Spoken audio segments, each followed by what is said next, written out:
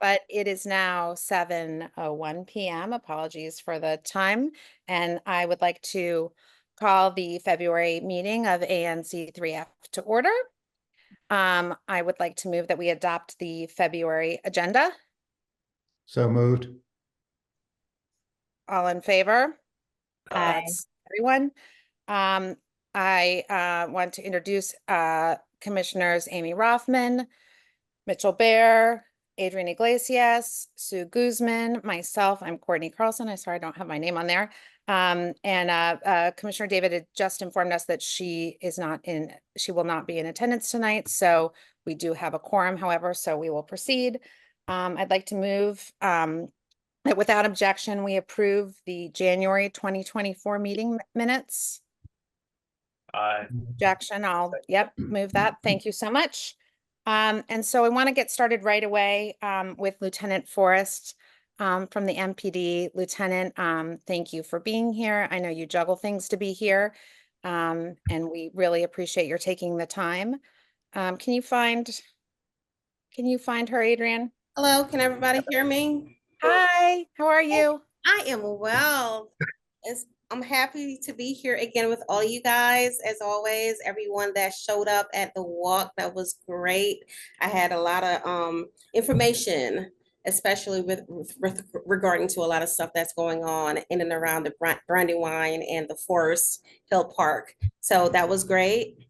And thank you for everybody that showed up. So I'm gonna jump right into our stats for you guys. So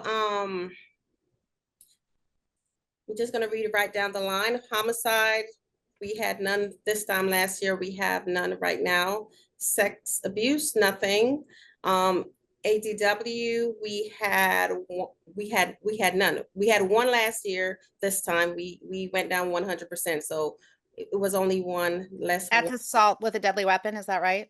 ADW, yes, yes. Okay. I'm sorry. No, it's okay. I just want to I gotta tell you, I wish I didn't know, but I want to let everyone else know what we're talking about. Yes, I'm always using police jargons, so I apologize. No, that's fine. And robbery, we had one, and that was at 3000 block of VZ Street. We had one burglary, and that was closed with an arrest. Motor vehicle thefts, we are actually motor vehicle thefts, we had 4, and we had 2 this time last year, so we went up by 2. Theft from autos, so we went down a little bit by theft from with theft from autos. We went from 9 to 6, which is 25% decrease. We from regular thefts, like, you know, stuff from retail stores, stuff like that, which is one of our biggest drivers still. We're still working on that. We're still working with our CST team. We dropped from 39 to 30, which is down 22%. So overall, with everything, we're down 16%, but we're still always trying to work to get better. We still do have our crime patrol units. We still have our footbeat units out there. We still have our units that's pretty much going into the stores and doing scanning QR codes for accountability. And 4545 Brandywine, the rear. I was told that at the walk that there has been some drug activities. So if anybody see anything, please send me an email, especially if we could get like a time of day, if we could get like vehicle information, that would be great. That would be great information for me to pass on to our CST team once they're doing like a sting or something out there. That's all I have, really, unless anybody have any questions. Thank you. Let me take it to questions, and actually I have one first. The VZ Street robbery, was that related to the Go Puff in that commercial? Is that commercial strip the VZ strip? Was that a No, not that I know of. As far as I know, the victim was coming from the train station, and the person was at that location, and she didn't see a weapon. However, I guess the perpetrator, the suspect, was tugging at his waist as though he had something, and he got her wallet. So he got her wallet. However, she canceled all the credit cards and everything before it was even used. So that, not that she shouldn't cancel her wallet, but that kind of it didn't give us any leads as to if it was used and where it was used and stuff like that. But we're still working on that. That's still on the investigation. Do any commissioners have sorry, Commissioner Bear, please go ahead. Lieutenant, sir. I'm sorry, I was a little bit distracted here, and so I think that we had a report from somebody in the Van Ness North Mhm. building that there was a mugging. Now is That's what that she's talking about. that's what you're talking about, right? 3003 VZ. Yes. Yes. Okay. Okay. Well, then I'll just the person who is concerned about it is not on the line now, but I'll make sure that what she does is get the recording and looks at it. Thank you very much. You're welcome. Any other commissioners have questions for Lieutenant?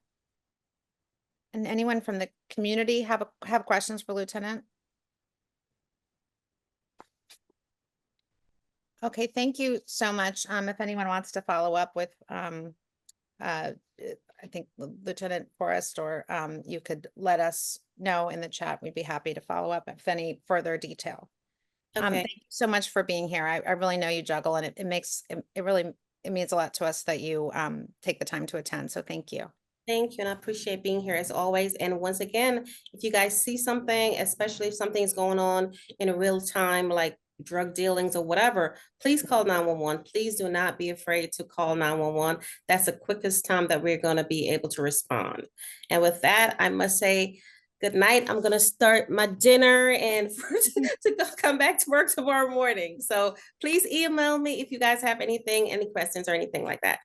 Okay, someone in the chat, Miss Jay Miller. I'm sorry, I was trying to get to you. Sorry, Lieutenant. That's fine. There was a question about the mugging at 3003 VZ. Yes. Adrian, do you see that raised hand? Yeah, I'm sorry. Lieutenant Forrest, we were just hoping in 3001 VZ Terrace if we could get more details on the robbery. Not very many details were provided either by our management or that we could see. And there's a lot of folks in the building who are really concerned about this. And it was like, I understand, on the staircase between 3001 and 3003 Van On the Ness. exterior? So 3001 VZ. I'm sorry? I was just asking the exterior staircase between the two. Yes, exactly. I just wanted to clarify. Thanks. So the perpetrator hasn't been found. What's the status?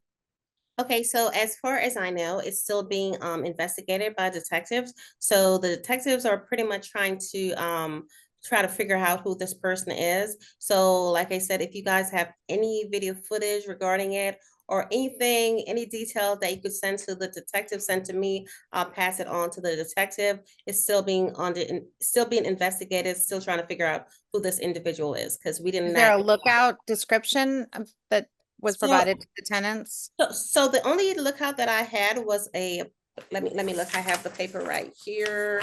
Give me 1 second. Let me just find it. Sure. Victims information. Give me 1 second. Bear with me. I'm trying to find it in my paperwork.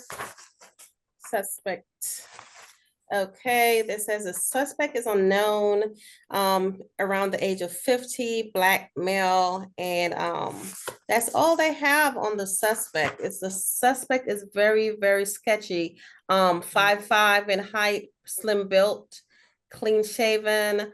It was wearing dark clothing, top and bottom, dark complexion. That's all we have on the victim. That's all the information was given. So if anybody sees something, especially that late at night, if you guys see something suspicious, please do not walk in. If you feel as though your spidey senses are telling you something, especially that late at night, call somebody, walk the other way, call the police. We'll be happy to come if you feel as though there's something or someone suspicious. Even if it doesn't pan out, we'd rather to be there and you guys are safe than you guys don't call at all and then something happens. Was that a late, I'm sorry, I didn't hear the timing. Was that a late Yeah, night so occurrence? as far as I know, this happened at according to this paperwork that I have, 12:30 in the morning, right around there, midnight. No, not, I mean, late enough that people, that there are still people around and about. Okay. Mhm. Thank you. Does that answer your question, Ms. Miller? I mean, I think we all wish we had more information or a better lead for you, but, if you have any other It does. questions. Thank you so much. Okay, thank you. You're I'm welcome. sorry, You're I'm sorry this happened. Thanks, Lieutenant. Have a You're nice welcome. dinner. We look forward Thanks. to talking to you soon. Thank you. You guys have a great evening. Thank you, Thanks. Lieutenant. UDC Juanita Gray. Finding Juanita. She's muted, so thank Yeah, you. so sorry, Juanita. Scrolling down. Apologies. There we are. Hello, everyone. Can you hear me at least? It's not letting me turn on my video. I'm not sure why. Oh no. It says unable to I'll start. get to that too. I'm so sorry. That's okay. I don't need to show my face. It's just nice to Oh, we want to see you. see. Is it working? Thanks. You can get started though. Oh Thanks so yeah, much. actually, it's not on my end. You should be able to do that. I'm sorry. Yeah, it says you can't start video because the host has stopped it. Oh, Anyway, I'll get going. Good afternoon, everyone. Juanita Gray, the University of the District of Columbia. Just have a few retail updates for you all. So for Mom's Organic, their exterior signage is expected to be installed in late March. To start my video. there we go. There I am. There you are. Sorry about that again. That's okay. Thank you for fixing it. So yeah, the exterior signage is supposed to be installed in late March, and now they have a tentative possible opening in April. They have parentheses around possible, so there's that for Moms. And then actually the UDC and the Moms marketing team, once they have solidified the date, there will be a ribbon cutting and a grand opening ceremony. So I'll keep everyone updated once we get that. We want to go to that. I know. mean, Oh, please. every single person who's here, and I will have a list Give of us people. a date and a It's going to time. be the most They- joyous opening of a grocery store No, in it's not. I hope they're filled with stuff to buy because there's gonna be a line out the door. Moving on, the white tea, or excuse me, whale tea, the interior work is ongoing. The opening date is still expected to be sometime in March of 2025, but they're still working on that. Doghouse is actively pursuing an application for a separate demolition permit to facilitate mobilization soon. Estimated opening for them is sometime in summer of 2025. And then we actually have a new contract, a new food place is coming. It's called Tropical Smoothie Cafe. They're going into the student center in a space. If you've been inside the student center and you see where the Fuddruckers and Chick-fil-A are, there's a space that's, the door is closed, so you probably can't see it, but it's going in that space right there.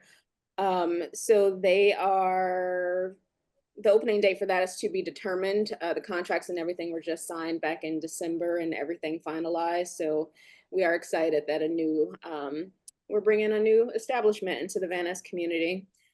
And then just last thing, this Thursday is the university's Founders Day at 10 a.m. in the Theater of the Arts. The keynote speaker is His Excellency Dennis Antoine. And then if anyone, well, hopefully everyone is familiar with Mrs. Virginia Ali, but she will be receiving the President's Award on that day. So if you'd like to come and be a part of that, that would be great. So those are all. Everyone knows the matriarch of Ben's Chili Bowl. Exactly. So that's all I have. And then we're working with Van Ness Main Street on the ULI, but Gloria will talk about that when it's her turn. Great. Thanks, Juanita. Thank you so much. Thank you. And Gloria, we're gonna go straight to Gloria. I wanted to just quickly though let I know we have a lot of residents from the Avalon who are on tonight, and I wanted to let you know that the housing, we are going to talk about housing closer to about 8:20. So I just wanted to let you all know, courtesy of our former commissioner and good friend and my text buddy, Terry Hewitt. So she wants to make sure you know where you are. So, and we're happy to have you all here. Thank you. Gloria Garcia. Van Ness Hi, Main Street. everyone. Hi, I Gloria. Video's I am coming off. soon. I got it. Can you hear me? I'm off Yes. video because I've been up since 4 a.m. So I just look awful. So wanted to talk about the exciting Urban Land Institute Technical Assistance Panel that we've talked about a couple meetings back, but it's here. It's tomorrow. So very excited. Tomorrow we kick off with 8 panelists that over 2 days are going to tour, hear from stakeholders from all over the community, and then work for a solid day and a half in a charrette style. If you've ever participated in a design charrette, that is how they will work over the day and a half. And then at 3:30, I've put it in the chat. It's open to the public on Thursday at 3:30. Well, they'll present their initial findings. And then over the next 6 to 8 weeks, ULI with the panel, Zimput will produce a report that should be a land use strategy for the revitalization of Van Ness. So I think we have a lot of the people have RSVP'd, so we really are excited to see what they have for us on Thursday. If anybody has any questions, you can reach out to me. I will be checking my texts tomorrow since I will be in the panel for the next 2 days. But if you have any questions, the location is the Windows Lounge, which we will show people through from the Student Center. Just go to the Student Center and there will be signage to get you to the building and up to level B. And that's all I have. We did open a new business, Tika, which is in the old La Ligura space. So exciting to have, Indian and Nepalese back. So and that's the only other thing is, Whale Tea, and you're hearing about some of these businesses. Van Ness Main Street did give out $20,000 in grants in the last month to 8 businesses, and we will be doing it again in September. So Tika is one of those that's getting a sign. Whale Tea has also gotten some money. So, among others. So that's what we do. It's not as exciting as some of the events you see and some of the things you see visually, but it's at the heart and core of what Van Ness Main Street does with our businesses. So thank you. Can't say it enough. It's so essential. We thank you so much for, Yeah. I mean, And I'd also like to everything. maybe at the next meeting show you some data that is being provided to us now so we can see the traffic on the corridor. And they gave us a comparison, the Department of Small and Local Business. We have a really interesting comparison of pre-pandemic 2017, pandemic 2020, and recovery 2024. And wow. unfortunately, Van Ness is 20% down from original, whereas some parts of the city as a whole has recovered 95%. The main streets as a whole, where there's a main street, they've recovered 93%. But we're still about in the middle where we were pre-pandemic, but we're not at pandemic levels. We're 80% recovered on foot traffic and visitors. So it's really interesting data, but it's also interesting to note that Woodley Park is at the bottom of 29 main streets. Cleveland Park is next to the last. So I think that Van Ness in the middle, staying kind of in the middle is a good, I'm like, okay, yay. Wow. Yeah, so it's kind of interesting, but That's do plan on surprising. on a level, isn't it? Huh? I mean, it's just, it's surprising because I feel like those strips have a lot of retail there. Yeah, I think Cleveland Park, you could probably say that, they were under construction for so long, so people avoided the area and are just starting to realize that, it's back. I think the closing of the Uptown Theater also did them harm. Woodley Park, I think, is interesting because I think I grew up in Woodley Park. All those businesses to me were tailored for those hotels. Like, I didn't think the quality was that good. It was tourist traffic. But now that the hotel is gone, the residents are demanding a different, yeah, exactly, or demanding a different type of business. So it's slowly undergoing a transition, but it was really interesting to see them at the bottom of 29 Main Streets. They have a great new bakery, everybody. Rose Ave, wonderful bakery, woman owned. Yeah. So anyway, exciting. And just remember the businesses, January is usually a really terrible month for the businesses, but the weather really didn't help. And now it's Go eat carrying at in- your local businesses, I right? know, and it's carrying into Feb. So thank you. Thank you. Thanks, Gloria. Good luck tomorrow. Thank you so Thank much you. for Hope everything. to see a lot of you on Thursday and tomorrow. Some people are signed up for tomorrow too. Great. Bye. Thank you. Thanks. Moving on to our mocher from the mayor's office, Kendall Gibson, star of Snow and Streets. Kendall, are you here? Hi, I'm here. That's so Hi. funny. Thank you. Let me turn on my camera. Hi, everybody. I've had such a 3F themed day today. I started my morning meeting with Commissioner Bear. We had a great meeting at Politics and Prose. Then I met up with Commissioner Guzman. And we walked through Forest Hills Park with a couple agencies trying to figure out how we can work together to get the park in fighting shape. It was a great day, so thank you everybody for having me. I will just quickly share some information about some town halls that are happening in the future concerning the budget. The mayor is hosting a few town halls that you are all invited to share your opinions on what you believe would be essential to include in the budget or adjust with the budget. The first one is one targeted towards our senior community. It's a senior budget engagement town hall, which is taking place on February 24th at 11 o'clock a.m. We're also going to be having watch parties at different senior centers. The second one is a budget engagement forum at the Rosedale Recreation Center. That's at 1701 Gale Street Northeast. That's taking place on Thursday, February 27th at 5:30 p.m. And the third one is at Kennedy Recreation Center on March 1st at 11:30 a.m. I'm going to drop the information about all of these three in the chat along with my phone number and email. Please reach out to me if you have any issues that you feel need a little bit of agency work. I'm happy to be the liaison between the community and the essential services that DC government provides. But with that, I just dropped those engagement teletown halls and town halls in the chat. Please RSVP. And I look forward to seeing you there.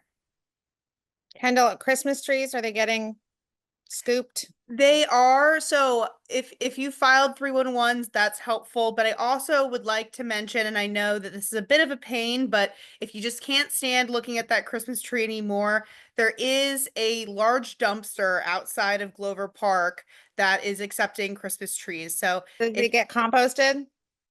great question. I'll find out. Don't dump your Christmas tree. Wait for it to be composted if you can bear it. If you can bear it, but we do have a Adrian, sorry. dumpster.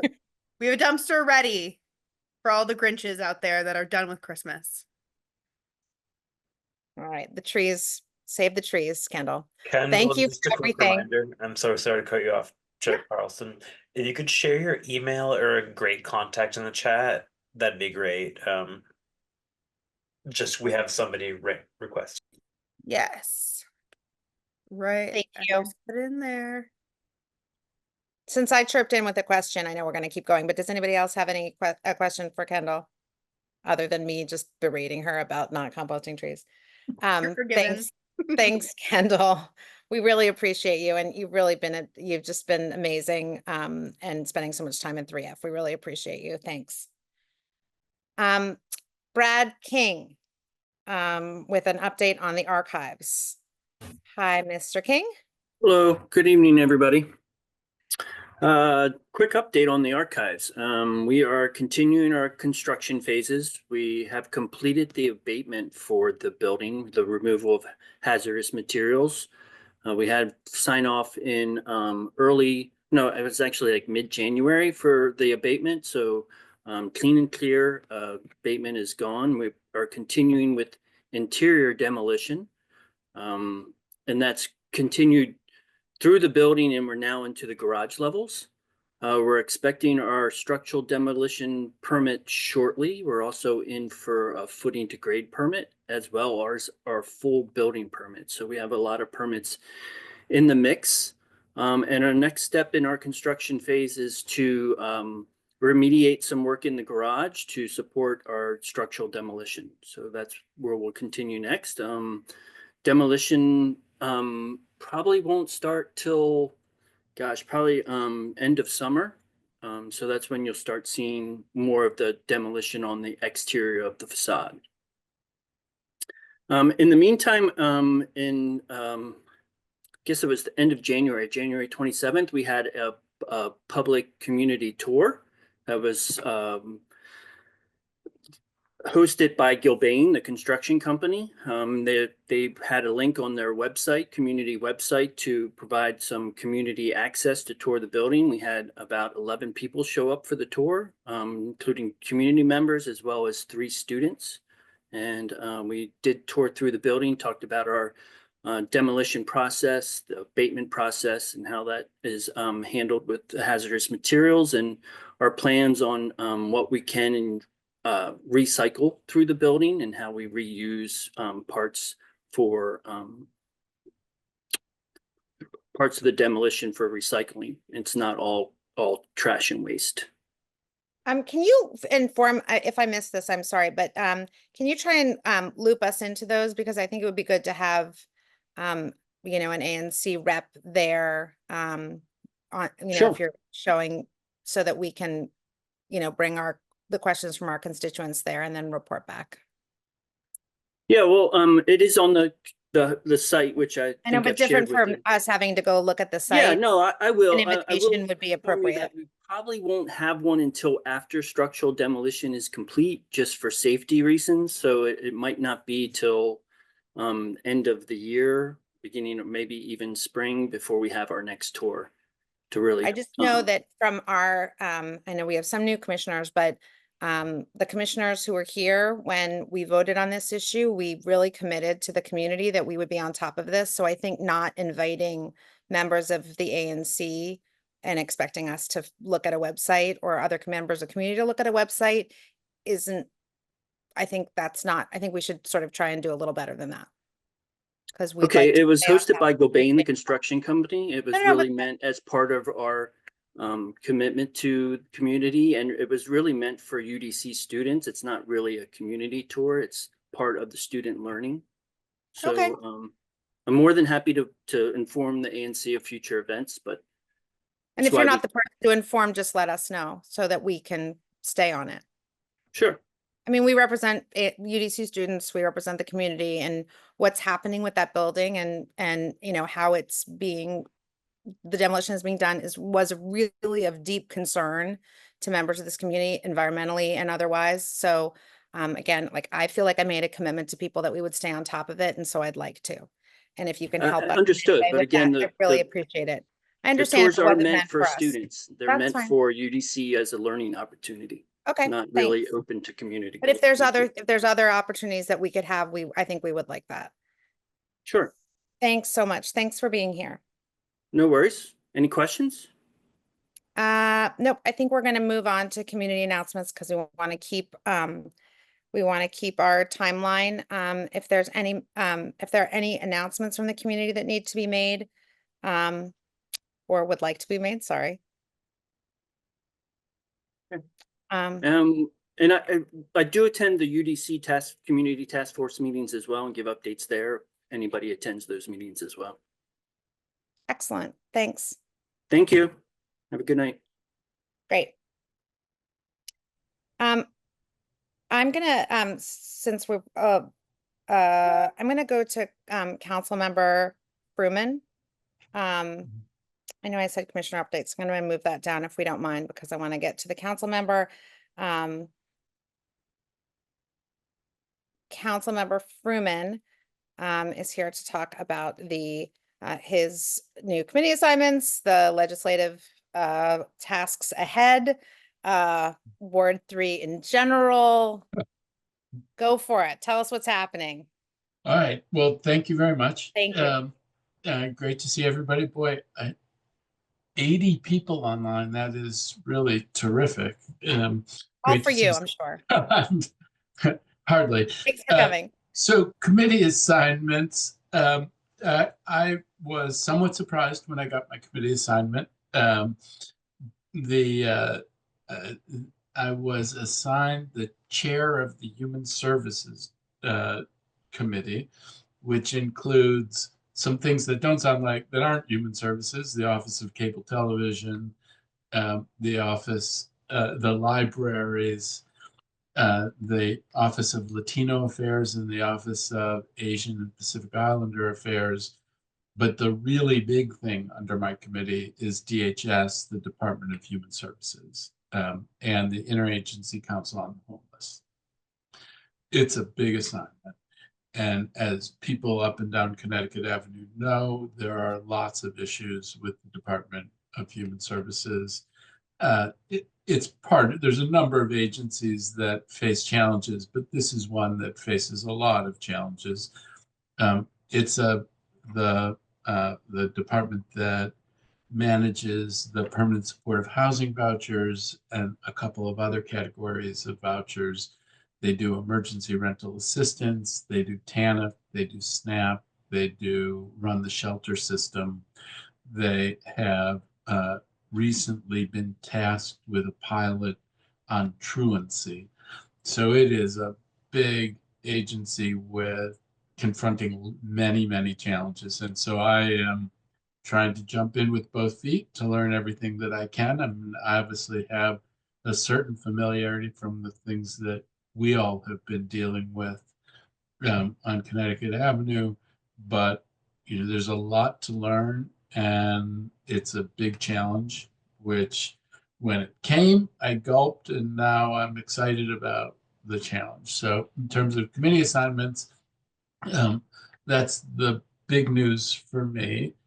In terms of legislation, one of the things that happens because I have this committee is I will do the markup of the bill reforming emergency rental assistance, the ERAP program. And you may recall that in the fall we did emergency and temporary legislation on this because there was concern that that people were using ERAP as a way to avert evictions even when ERAP was not going to be able to solve their issues. And then you had landlords who were facing huge arrears, including in affordable housing developments, that threatened the viability of those developments, which if they were foreclosed upon, the covenants guaranteeing affordability would be extinguished with the foreclosure sale, and that would be a giant loss to the city. So dealing with that legislation is one of the first things up for me. There is also the mayor's new legislation, the Rental Act, that some of you may be familiar with, that touches a number of things in the housing world. That legislation is probably going to be broken up with different parts of it going for hearings and markup in different committees, and some of it will come to me. That's going to be a big piece of legislation, again, dealing with ERAP, dealing with the eviction process, and touching on TOPA, at least in the way in which the mayor has drafted it. That I think is going to be a big focus for many of us on the council in the coming weeks and months. I think the hope is to try to do that even as we're pursuing the budget process. And then this time of year, by far the biggest thing is the budget process. And so we're in the oversight season right now. There's hearings every day with oversight over different agencies. I have one coming up with the Office of Cable Television. My big one is coming up on March 7th with DHS. March, I think, 5th is public witnesses, and March 7th is government witnesses on DHS. And that's part of the oversight process. And then in April, the mayor's budget will hit, and then we will have to figure out what to do with that in a really, really challenging setting. I've been spending a lot of time and energy trying to preemptively protect things that are critical to the ward. The schools being the highest priority. And so I've been meeting with DCPS, meeting with other members of the council, meeting with the deputy mayor, meeting with the mayor's team on the budget to try to make the case for protecting school budgets in the coming year. I hope that is getting traction. Other people want to see that happen, but it's going to be a challenging year. And I think it's absolutely critical that we maintain funding for our schools. And then separate from that, and a thing that or related to that, a thing I'm quite worried about is the PKEEP program, which funds things like Communikids and St. Albans, excuse me, that provides access to pre-K 3 and more access to pre-K 4 and Ward 3. Last year, that was cut by the administration and we restored it at the very end.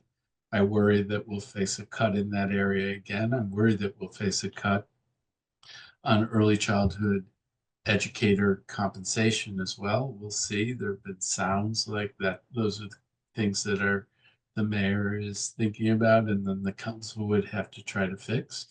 The Main Streets, it was great to hear, Gloria. The Main Streets play such an important role. Last year, we were able to arrange for some more dollars to go to the Main Streets. We want to be able to replicate that again. We have a number of Main Streets in Ward 3, and they play a really important role. It's not a lot of money, but it makes a really big difference. And then also the villages. Last year, we were able to increase funding for the senior villages, and that will be a big goal for us again this year through the budget process. I think, Courtney, I would be inclined to stop there and see if people have questions, if you wanted me to take questions, or That would be great. I think I know we have a lot of, obviously a lot of people here, and I'd be happy to take some questions. I'm going to ask people to be mindful of the fact that you're not the only one who wants to ask a question, so please try and keep it brief. I do want to ask first if commissioners have any questions. Not to step on our next issue, but while we wait for anyone who wants to raise your hand in the chat to have a question, we had asked to the ANC sort of how we could help with some of the housing issues, and a lot of us testified at the SAFE Act hearing, which we're going to talk about after this. Are there ways where we had a lot of people from 3F who came down and testified or submitted testimony? Is there a role for concerned citizens here to, how can we help? I know we have, you're familiar with what's happening here in 3F. How can we be good advocates and partner with you to represent our neighborhood the best? Great question, and really grateful for the folks who have come forward and testified on all different kinds of dimensions of the issues that we have been facing on Connecticut Avenue. I do think folks are getting it more, or more people are getting the issues. And I think that's important. But putting forward the idea of how can we support people who need support, I think is a really important element that I would encourage you to raise in every meeting with government officials and in the testimony that you give. I met with the whole DHS team on Friday and talked with them about many things, but about this issue as one of them. What could we do to stand up some kind of support entity somewhere in the corridor that could help people who are confronting real challenges and help them find the best place for them to be housed. Um, we we we've all talked about it before. Ironically, there are a lot of people with high needs, but there actually are not as many services in this part of the city as in some other parts of the city. And finding a home for something like that is important, but showing community support for it resonates with the folks, for example, at DHS and DBH. And maybe we can get there, but just maintaining the advocacy, I think, is the key. Perhaps an ANC resolution on the subject could be a gathering point also, including in the budget process. Okay, we'll definitely do that. So I will be in touch with your office about how we could help. Did you see the question? I mean, you touched on this a little bit, the question in the chat about the encampments that are being dismantled for the unhoused people. He's I Trump. didn't see it in the chat. In short, if we dismantle encampments, how will DC help unhoused people who lose those encampments or their places to camp? The latter part of the statement is we don't want to end up like San Francisco with thousands of unhoused people on the streets. Right. So when there's different kinds of encampment clearings, some that happen in a sort of systemic way that are scheduled, and DBH and DHS are out frequently before the encampment is dismantled, trying to connect people with different kinds of services. And then there are ones where it's deemed an emergency situation, and then it's harder for them to do that. If there are encampment clearings, they should be done in that sort of scheduled way, with the DBH and DHS doing systematic outreach. One of the things I think folks are worried about is many of the encampments are on National Park Service land, and we don't know what the new administration is going to do. And sometimes they make noises about doing encampment clearings, and we worry that if they do it without any kind of coordination with us, that we won't be able to provide the kind of help that you're talking about that we generally do provide. But we're in a particularly challenging Commissioner Bear. Matt, nice to see you this evening. Thanks for Nice to being see on the you. call. I have a slightly different question for you, please. I have found, and the constituents have said they have found, the time that you come around the ward and spend a morning at some of the local coffee shops for a couple hours. People have asked whether you have schedule for some additional ones coming out through the rest of the year that you can post so people can kind of mark their calendars in advance for them. We certainly notionally know when we're going to be doing it next. I think we have one coming up soon, maybe next week. Santiago, I think, is on. If you could check the calendar. Santiago, if you could put that in the chat, that would be great. Thank you. I do think they feel monthly. So, but but yes, I mean, we try to do them often better in the warmer weather, honestly. But yes, I think they've proven really useful. And so we do them, getting the schedule up with more warning time for folks is a useful suggestion. We'll try to do that. Commissioner Guzman. Thank you, Councilmember Freeman, for being here. I just wanted to ask you what, as you have discussed and socialized the budget needs of the schools in our ANC and in our ward, what has the reaction been about preserving the budget and even increasing it for schools like Merch that are seeing an influx of needs from some of the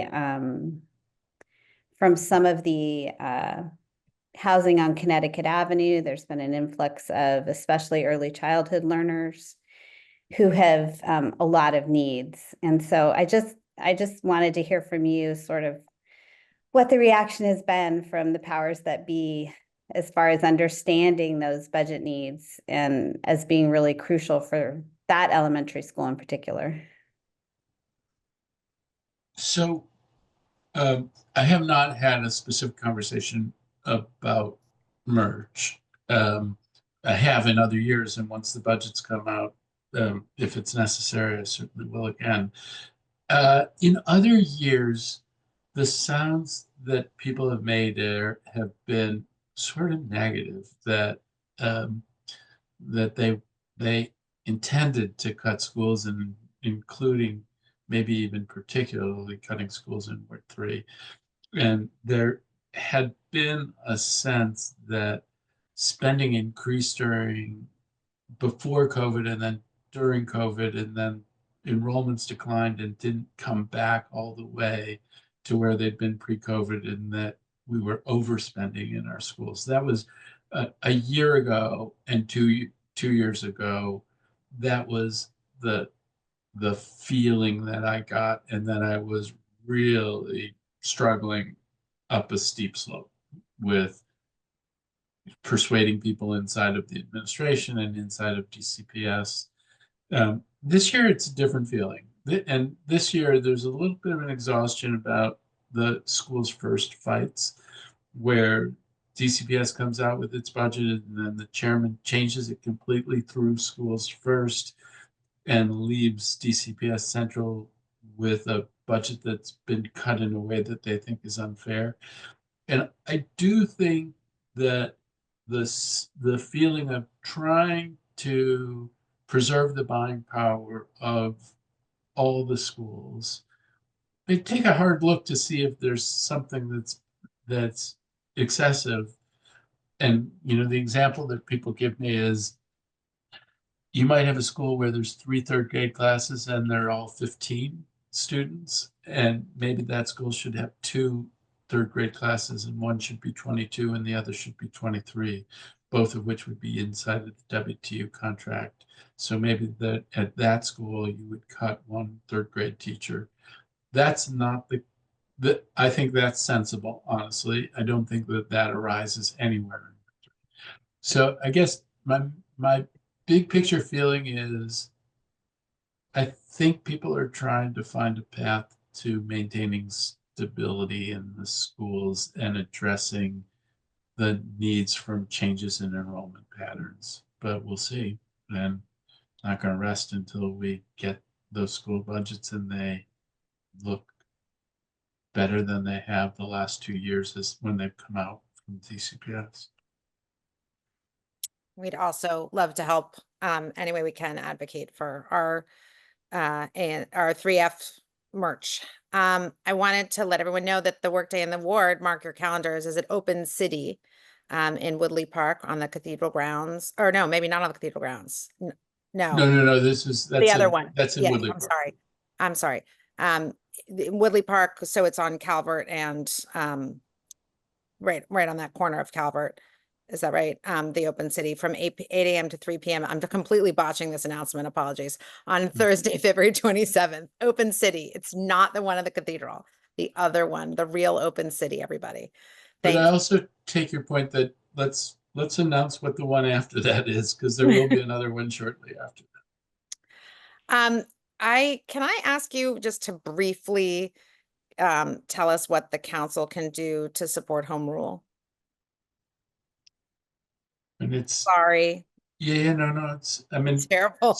It's a terrible thing to ask you to do briefly. there is, I mean, you see it in the press of that there is a sense that um, we want to be cautious not to do things that could be perceived as inflammatory.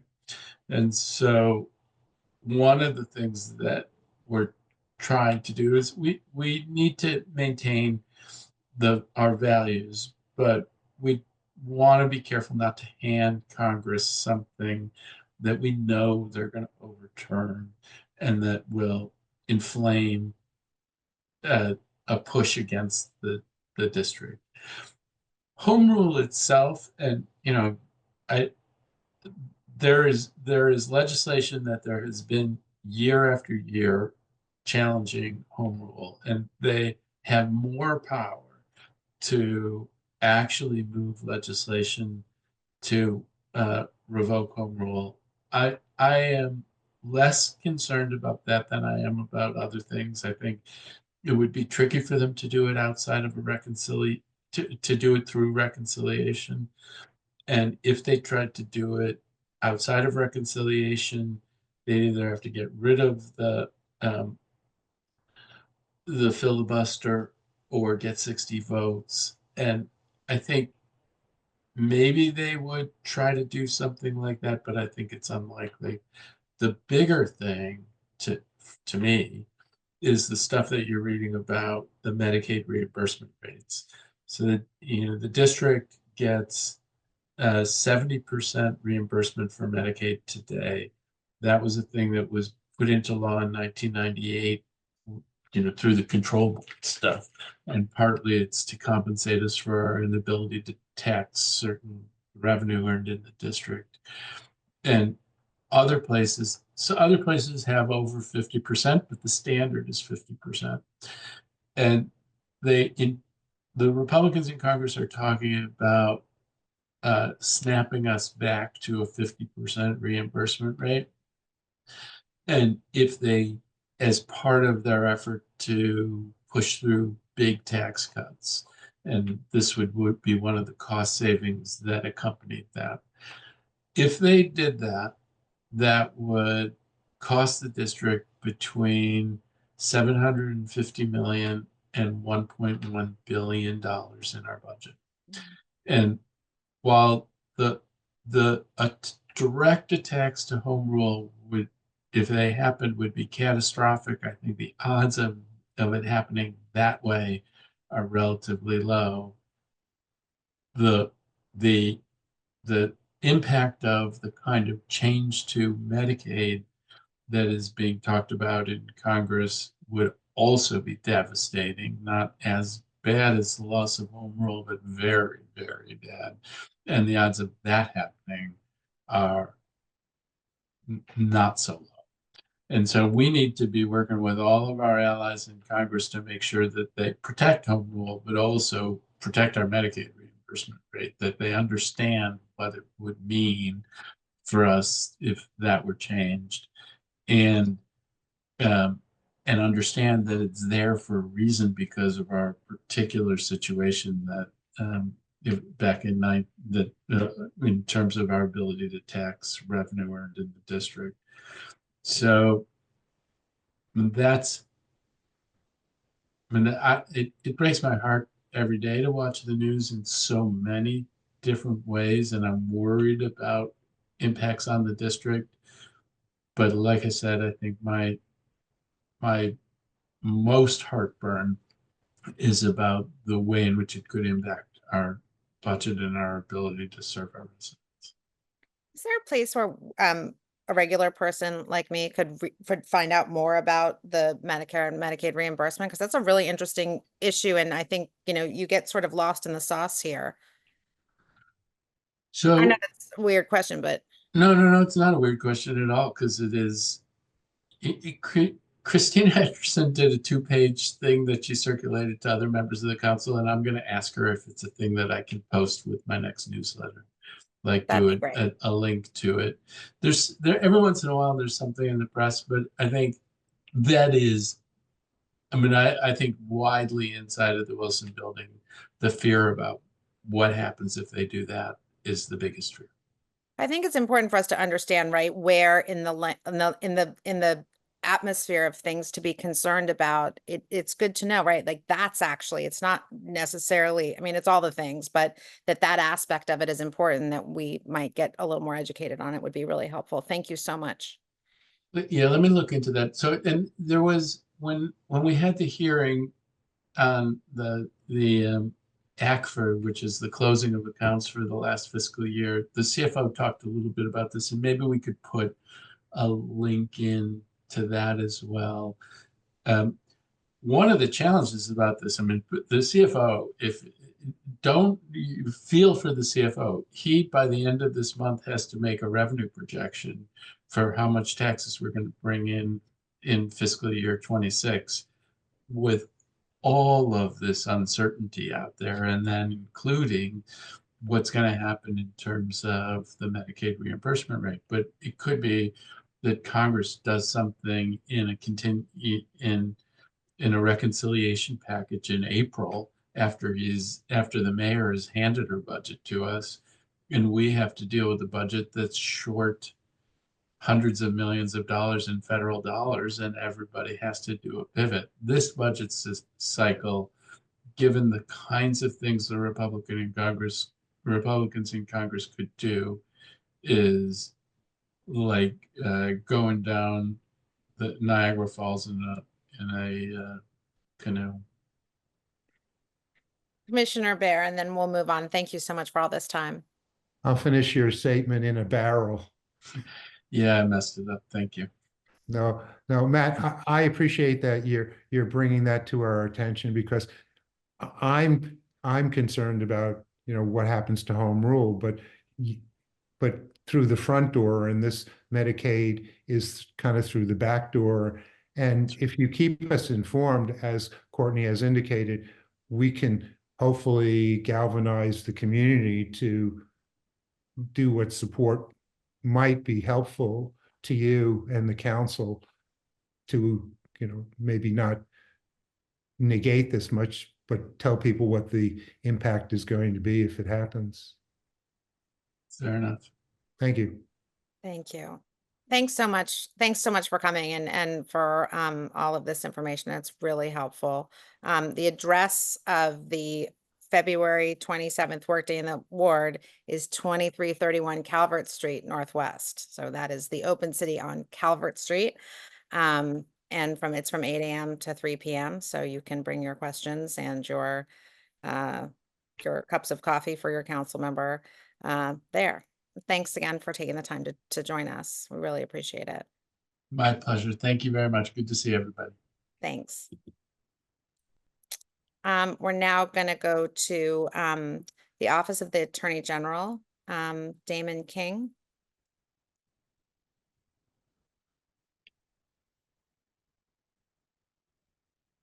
Damon, are you here? Yes. Beth? Oh, great. Hi. Thank you so much. Thanks for being here. Of course, and thank you for having me. So I'm here to provide a brief update on the status of the SAFE Act. Commissioner Carlson, you did mention it in your conversation with the council member, and so I wanted to provide an update to the group on where things stand legislation. I want to start out by thanking everybody from ANC3F, community leaders, community members who came out and testified at the SAFE Act hearing. I think it was really impressive and impactful to see so many folks from the community coming out to talk about the challenges that they're facing in terms of security at buildings in the ward. So I want to start out by just showing gratitude and giving thanks for that. We obviously have been hearing from folks across the city who have been raising these same concerns, and that's why we introduced the SAFE Act. Now, the hearing itself, I think, showcased a number of different points of views on the legislation. There were a number of residents who came out and testified about the need for the SAFE Act. There were folks who came out and testified that the council needed to go further. And you also had folks who came out and testified sort of on the other side, raising concerns about the administrability of the act, and also raised concerns about some of the challenges that housing providers are facing in terms of some of the financial challenges. We had the opportunity to sort of take a look at all of the testimony that was given during the hearing, and to talk to offices as well, and get a sense of the questions that folks had coming out of the hearing. And our sense, going through that process was that, unfortunately, it doesn't look like there's going to be a pathway forward for the legislation. And so at this time, we're not expecting the legislation to move forward, and we haven't reintroduced the legislation in the new council period. One of the things that we wanted to really emphasize with this group is that, even though the SAFE Act itself is not moving forward, we remain committed to addressing the challenges that you and many other folks and communities across the district are facing in terms of safe and secure housing. We recently launched a housing protection and affordability initiative to sort of streamline and focus our work in the housing arena. I know that my colleague Beth Mellon is on. She will be leading the initiative as the senior counsel in charge of that initiative. I believe when we came and talked about the SAFE Act in the fall, our special counsel for nuisance abatements, Ania Laws, I think, joined us, and she will be part of that initiative as well. And she'll continue to work with community members to address properties that may be nuisance properties. In addition, we also have appointed a special counsel on housing code enforcement, housing and property maintenance code enforcement, that will work closely with the Department of Buildings to address housing conditions issues. And we're going to continue to look for opportunities to collaborate with the council, with agencies, and with folks in the community, to advance policy solutions where they're available as well. I think we're going to be, over the next few weeks and months, we're going to be, along with you, learning about sort of some of the legislative priorities that are going to be moving in the council. We're in the process of reviewing the Mayor's Rental Act, and we'll see, sort of what other legislative vehicles are moving. We're not gonna sort of step away from the issue of making sure that folks have safe and affordable housing in the district, even if this particular vehicle, the SAFE Act, is not going to move forward. So that's the update that I want to share. I'm happy to answer any questions. Beth is also on the call and can talk about the housing initiative in a little bit more detail. But I'll close the way I started by thanking everybody for all of the support you provided in the period leading up to the SAFE Act hearing and during the SAFE Act hearing itself. Thanks a lot. Thanks for being here. Harry. Hi, Harry. How are you? Good, thanks. Damon, the obvious question, why not? Can you be very specific about why the legislation's not moving forward? Yeah. So, I think the big thing is one of the things that we really got, in terms of the message coming out of the hearing is that, with some of the challenges that housing providers are facing, in terms of some of the financial issues, and you heard it sort of mentioned in the context of the ERAP legislation, but I think it applies more broadly, given some of the challenges that housing providers are facing. They're are some real challenges with moving legislation that that will increase sort of costs on their end, and might provide some challenges from that perspective. I also think we did hear from the agencies at the hearing that there were concerns about administrability, of certain components of the act, particularly the security assessment piece. And so I think when you have legislation where you've got sort of that real range of views and range of positions, it becomes really hard to advance it. And so our sense coming out of the hearing is that although, again, I think folks from the ward did a wonderful job of coming out and presenting to the council the challenges that you're facing. We just got the sense that the legislation wasn't going to move. Councilmember Fruman. Yeah, I'd just like to We're on chime in. legislation here. Yeah. Hi there. I just wanted to chime in to say how grateful I am to the Office of the Attorney General for the work that they've done in this area.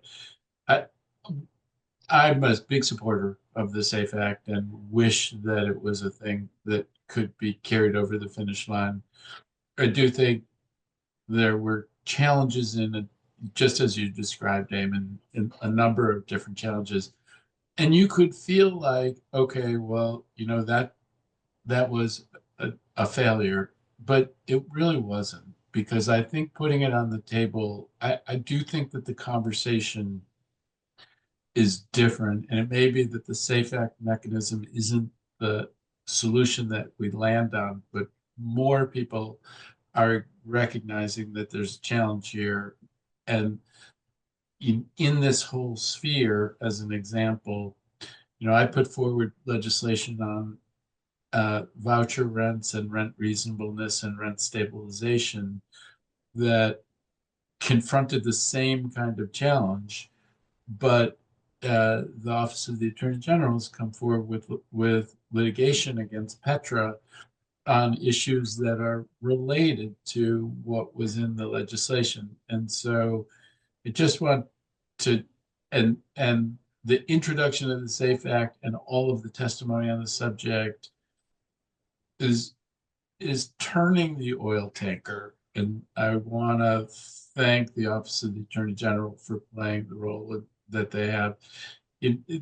Patience is not, it's not our constituents' job to be patient. And so you can be impatient with me, you can be impatient with the Office of the Attorney General, but I think we both are trying, and you need to hold us accountable till we get to solutions that work. But really want to thank the Office of the Attorney General for the work that you all have been doing.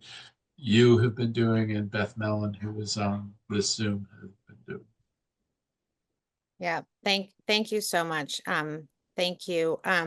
And actually, we have our two next items on our agenda would be, I think, relevant if either one of you can stay. Both, there's a housing issue coming up during our committee reports that former Commissioner Hewitt and current Housing Chair Terry Hewitt will bring up. And then in the meantime, we're going to go to Judy Ingram with the Northwest Community Food Pantry. Thank you so much, Damon, and thanks also to your office. I mean, I think for all of us to get the opportunity to engage in this, and we're not going to stop. We want to continue to help if we can. Thank you. Hi, Judy. How are you? Fine, thanks. I want to introduce Judy Ingram. She is the chair, the mastermind, the director of the Northwest Community Food Pantry, which, if you don't know about it, you should, and now you will. And I think we have Adrian, Commissioner Iglesias, is going to share his screen with your slides. Yes. Is that the first? I don't think that's the first one. Is that the first one? No, it needs to go back a few. Go back. 11, 12, 13, 14. Wrong way. We always like to start with thank you. Sorry. Yes, that's a very appropriate place to start. I'll just start speaking in That's any right. case. Yeah, please go ahead. Thank you Yeah. for being here. Thanks for what you do. And thank you for the opportunity to update neighbors on Northwest Community Food, which is a volunteer-run pantry at the corner of Connecticut and Vesey that has worked nonstop since May 2021 to distribute healthy food, household, and personal hygiene supplies to our neighbors in need. We currently serve about 300 families a week. Even though Northwest Community Food has come a long way in a short time, we have just learned that we're facing a potential disruption of service because of a recent decision by UDC. But first, let me explain who we are and what we do. The pantry was founded as a grassroots response to the COVID-19 pandemic, which brought many of us face to face with poverty in our neighborhood. Many of our fellow Washingtonians do not know where their next meal is coming from, and according to the Capital Area Food Bank, over 38% of people living around the pantry suffer from food insecurity. While some of them receive SNAP or food stamps or other public assistance, many do not, yet they do not have the means to meet their entire nutritional needs. The number of food insecure neighbors is likely to grow with so many federal workers and contractors losing their jobs due to the administration's actions. Our team comprises more than 200 volunteers of all ages and from all walks of life who contribute their time and energy by collecting, sorting, and portioning donations and offering them to our guests or delivering food to those who are unable to reach the pantry on their own. We have welcomed middle, high school, and college students performing meaningful community service, including 2 classes of UDC seniors fulfilling capstone requirements. Soon we hope to welcome UDC nursing students to gain practical experience by performing medical checks for our guests. Northwest Community Food is right where it needs to be, at the heart of hunger in Ward 3. Since May 2021, we've been fortunate to have as our base of operations the basement and loading dock of the vacant Walgreens building. This building is leased by UDC, which has generously partnered with us to provide this space free of charge. As a relatively new grassroots organization, we do not yet have the resources or the donor base to pay rent, so this arrangement has been a real boon to our mission. Most pantry visitors come from the apartment buildings and neighborhoods around the Van Ness area, where according to the Capital Area Food Bank, a full 38% of residents suffer from food insecurity. The pantry is in walking distance of Metro bus and Metro subway stops, making access to needed food and supplies much easier for our guests, who are often toting multiple bags of groceries, and for our volunteers. Our walk-up pantry is open from 1 to 3 p.m. every Sunday, and we log about 250 volunteer hours a week to make it happen. We provide 20 to 40 pounds of free healthy food, cleaning, and hygiene supplies to every guest, helping to bridge the gap between rising prices and shrinking household budgets. We couldn't do this work without the strong partnerships we forged with a variety of generous vendors across the city. We receive pallets of food by truck from the Capital Area Food Bank. The rest of our significant food donations from retailers including Wegmans, Trader Joe's, and Levant Bakery, and from local farmers including the UDC Farmers Market vendors, New Morning Farm, and the Franciscan Monastery, are transported to the pantry by our volunteers. As demand has grown, we've increasingly been buying supplemental food, and because people can't use SNAP to buy cleaning supplies, we shop for those every week too. We also have dedicated neighbors, some of whom are on this call, who drop off donations every weekend to help us meet our demand. Northwest Community Food serves all who are in need in an atmosphere of dignity and respect.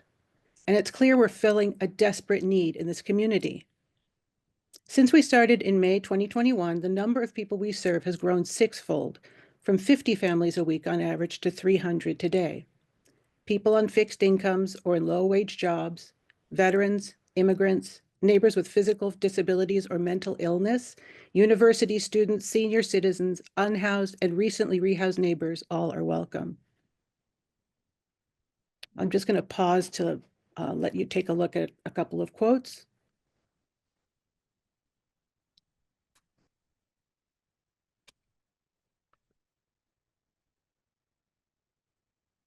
Commissioner, can you move to the next two?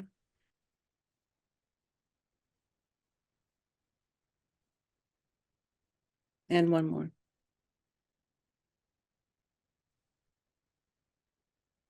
We offer an extensive menu of healthy food, from fresh fruits and vegetables all year round to fancy prepared meals, and that is certainly a draw for our guests. But they come for more than the food and cleaning supplies. Our guests tell us that at Northwest Community Food, they feel seen, they feel respected, and they feel safe. We're a nonprofit that operates almost entirely on private dollars. 90% of our $130,000 monetary budget comes from individual donations. But we have very large in-kind contributions as well, the most significant being UDC's generous donation of an approximately 1,000 square foot building space and contiguous loading dock and parking lot. UDC has been a vital partner for Northwest Community Food, and we owe the university leadership a debt of gratitude. Unfortunately, UDC let us know this month that Northwest Community Food will have to vacate the space by the end of May so that the university can pursue its own development plans. We're deeply concerned about the potential disruption of services to the hundreds of households that depend on Northwest Community Food to help put healthy meals on the table each week. We have asked UDC to reconsider their decision. If that is not possible, we hope that administrators will find alternative space on campus for Northwest Community Food, a group that has responded to the urgent need in our own neighborhood and made a tremendous impact on the community of which UDC is a vital part. Now I can share that I got a phone call this afternoon from the head of UDC's Real Estate and Facilities Department. He relayed that UDC is aggressively searching for space for the pantry and is prioritizing the search. Those are his words. That is heartening news. Still, we're not out of the woods. Northwest Community Food is committed to finding a permanent space in or near Van Ness, and in the meantime, we may need a temporary home. Please look around, ask around, and spread the word. Send your thoughts to us at nwdcfood@gmail.com. If you haven't seen the pantry in action, we encourage you to stop by, get involved, and be a good neighbor. Thank you for your attention, and I'm happy to take any questions. Thank you so much. I would like to say, I know that we've spoken over and over again about the increased needs for services at Merch, about the increased need for services in the apartment buildings, and the lack of city services available in Ward 3 and 3F. And you've provided this, in this tremendously lacking place for this.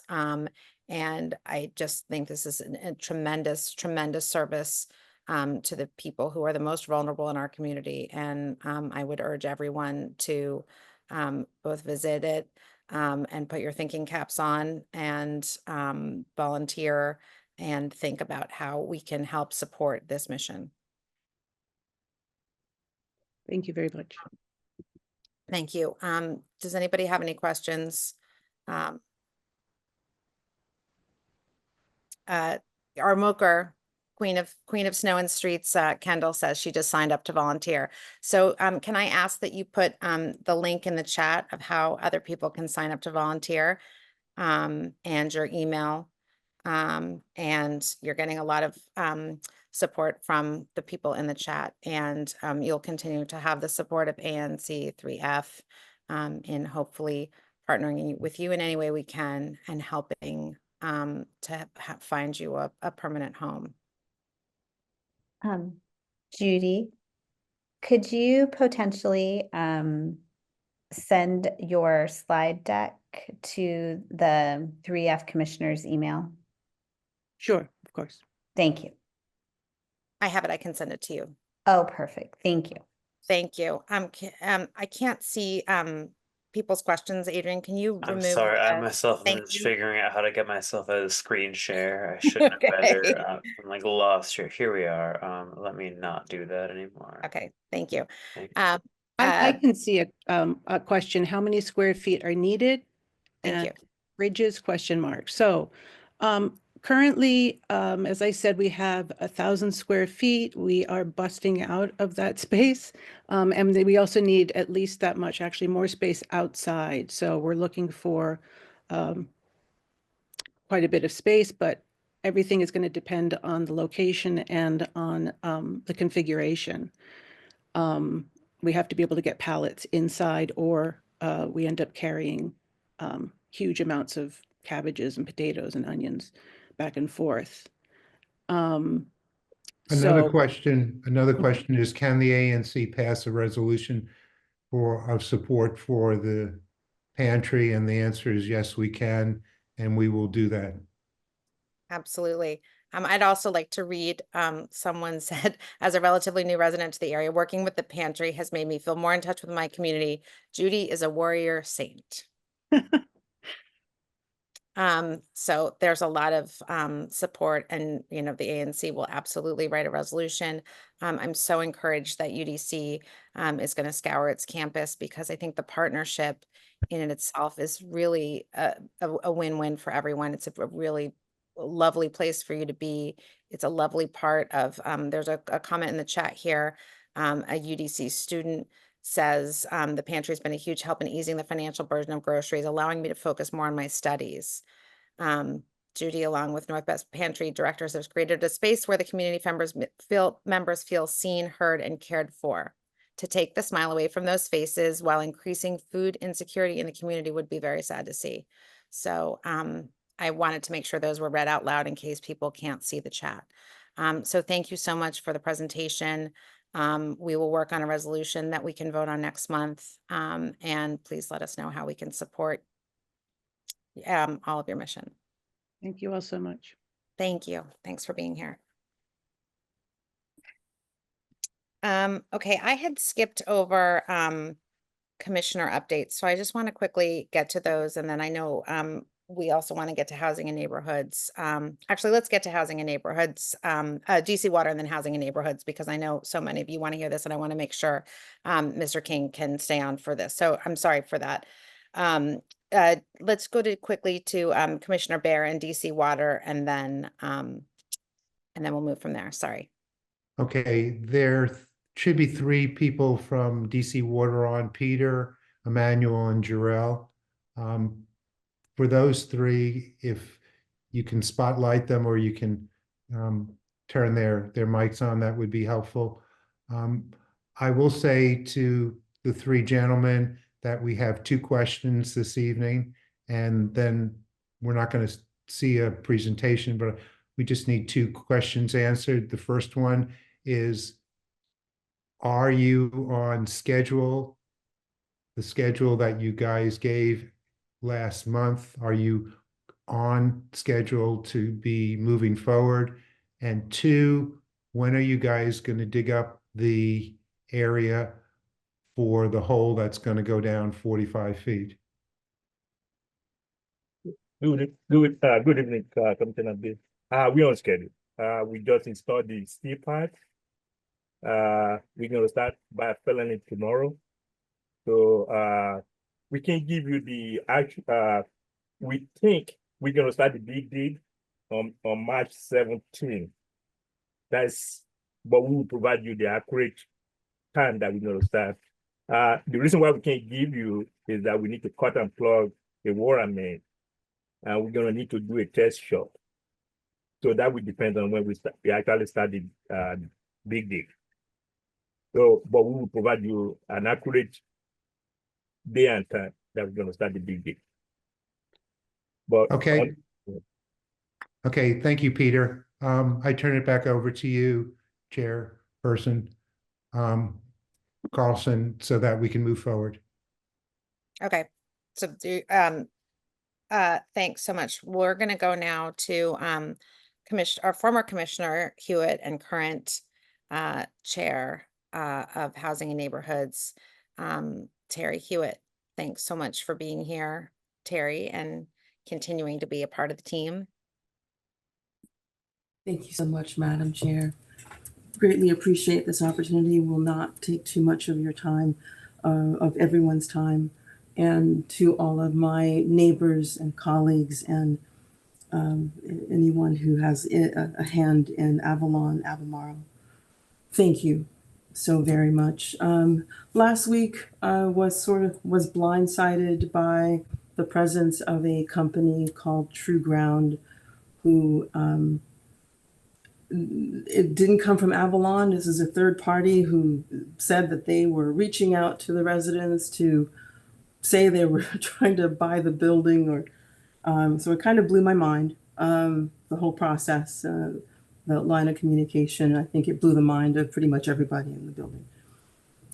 And so there's been a great concern. We as Avalon residents, and many may not know us, but those within the building, we have multi-generational families, grandparents and grandparents who spend time with their families. So they rent several apartments, and adds a wonderful texture to the building. We have neighbors who were strangers years ago, and over time became very good friends and wonderful neighbors. And it is a wonderful, I must say, I am biased.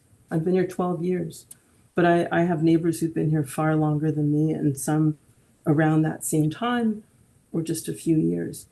The Avalon's not a place where people move in for a year and then they leave. I mean, that does happen, but overall, people stay because they feel comfortable in the environment. This has become home for them. So there is a company that's come in and asking a number of questions and getting my ire up in the process, and because we're not getting clear answers. True Ground sells themselves as low-income housing management. Many of the residents in Avalon do not qualify for what it means to be low income. There's a lot of uncertainty. There's a great deal of anxiety that has been created here. And the end game does feel very much that at some point, when our lease that they might, and hopefully this doesn't happen, they come in, but if things are to transition that way, they would inherit our lease. And then most of us would have to, by the time our lease is up, leave. We don't want that to happen. We don't want to move. And so we want to just make certain it's aware that there's this company that focuses solely on low income. I will say, I've said before, my mother was a recipient of voucher. I don't care where someone's rent comes from, but I do care about my community. We don't want to be torn apart. People are concerned who are seniors. Will they still receive their senior rate? People are concerned with kids who are in school right now, how they can keep their children in Deal and Merch and high school through what they had planned, which was for their kids to graduate through and most likely maybe stay here. I don't know, but we will have to listen to this company tomorrow. Terry, can I ask, I know we've both engaged Councilmember Fruman on this. Might I ask him to speak a little bit to sort of maybe the larger issues, if he's not, I don't know if he can speak to this specific issue, but would that be an appropriate next step to give us sort of some context and maybe ideas of a way forward? Would be welcome. And maybe we also don't have much of a way forward yet, but I would love to hear what Councilmember Fruman has to say. We do have this meeting that we're being force-fed by True Ground tomorrow. But yeah, so we don't. Thank you. Councilmember, I hate to put you on the spot. Do you mind if He's I put you on unfortunately. the spot? Yeah, so happy to speak to it. I mean, I mostly think that we don't yet know what it is that they're proposing. And the fact that you can hear our granddaughter in the back. One sec. Yeah, I think it's going to be really important to hear what it is that their plan is. I mean, there is this concern about displacement. There's concern about TOPA. But the notice that they posted explicitly references the reality of TOPA rights, and exactly what it is that they're proposing, I think, is a thing that people need to hear tomorrow. And when they hear it, they then folks are going to need to digest it, and we're going to be following it, and we'll be in contact with folks in the building. But I think we should be careful not to jump to too many conclusions. And there is, whenever something like this comes up, it's a source of a lot of concern. But it also, viewed a different way, we have a company that seems to be interested in purchasing the building. They reached out to residents. They want to have a community meeting where they're going to talk about what it is their plan is and lay it out. And they're going to, and they acknowledge even in their announcement that the residents have rights under the Tenant Opportunity to Purchase Act. And so if you were in their shoes, you probably wouldn't want to talk to people one at a time. You probably would want to have a meeting where you could lay out what it is that you were proposing and see what people's reactions were. So let's see what happens tomorrow, what specifically they're talking about and how it might impact different residents or not impact them. I think we don't know enough yet, and not knowing enough when it's your home, when it's that community that has a fabric to it that you love, is scary. But I think we should wait a day and see what it is that they have to say. I appreciate that, sir. I will tell you that this True Ground has been here every day since last week, trying to engage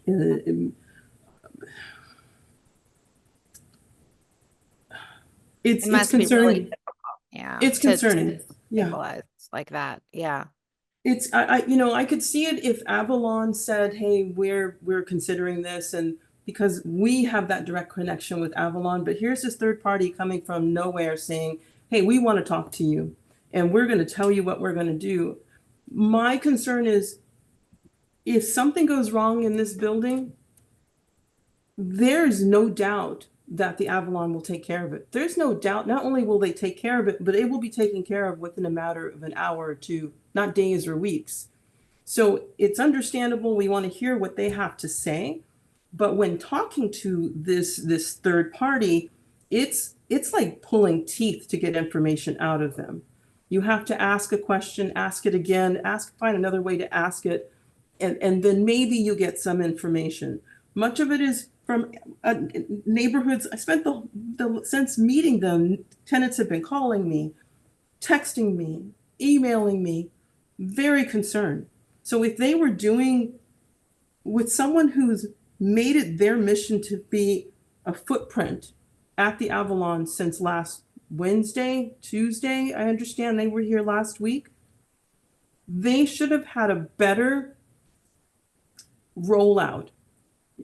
I'm if they had rolled out in a manner that was far more professional, this is why we're here, this is what we're doing, this is what we offer, this is our track record. This company just recently rebranded its name, and based on research, we can confirm all sorts of things, but we'll wait and I'll talk to him tomorrow. I don't feel comfortable with it. Where Avalon, I know exactly where I stand with Avalon. Terry, I know, yes, I'm sorry. Can I, because we have the OAG here. Yeah. And so Beth I want to let Beth also speak to this. And I'm so sorry, I don't want to cut you off because what you No, have to say is really important. But I want to be able to get to Beth and thank others. you. Thank you. I thought I could just offer a little bit of legal information and suggestions, and Terry, I'm happy to follow up with you. And some of this I see is popping up in the chat. But there are resources for forming a tenant association and organizers who can help with that. The Office of Tenant Advocate also has resources and can help. And the other thing in terms of displacement, just to keep in mind, is that after a sale, tenants who were tenants of the prior owner are tenants of the new owner. And so, I agree with Councilmember Freeman. You need to listen to what the plans are and what's going to happen with the building. I don't know the building to know well enough if it's subject to rent control. Perhaps there may be changes that would happen that would change the status of the building, right? But it is important to hear all the details.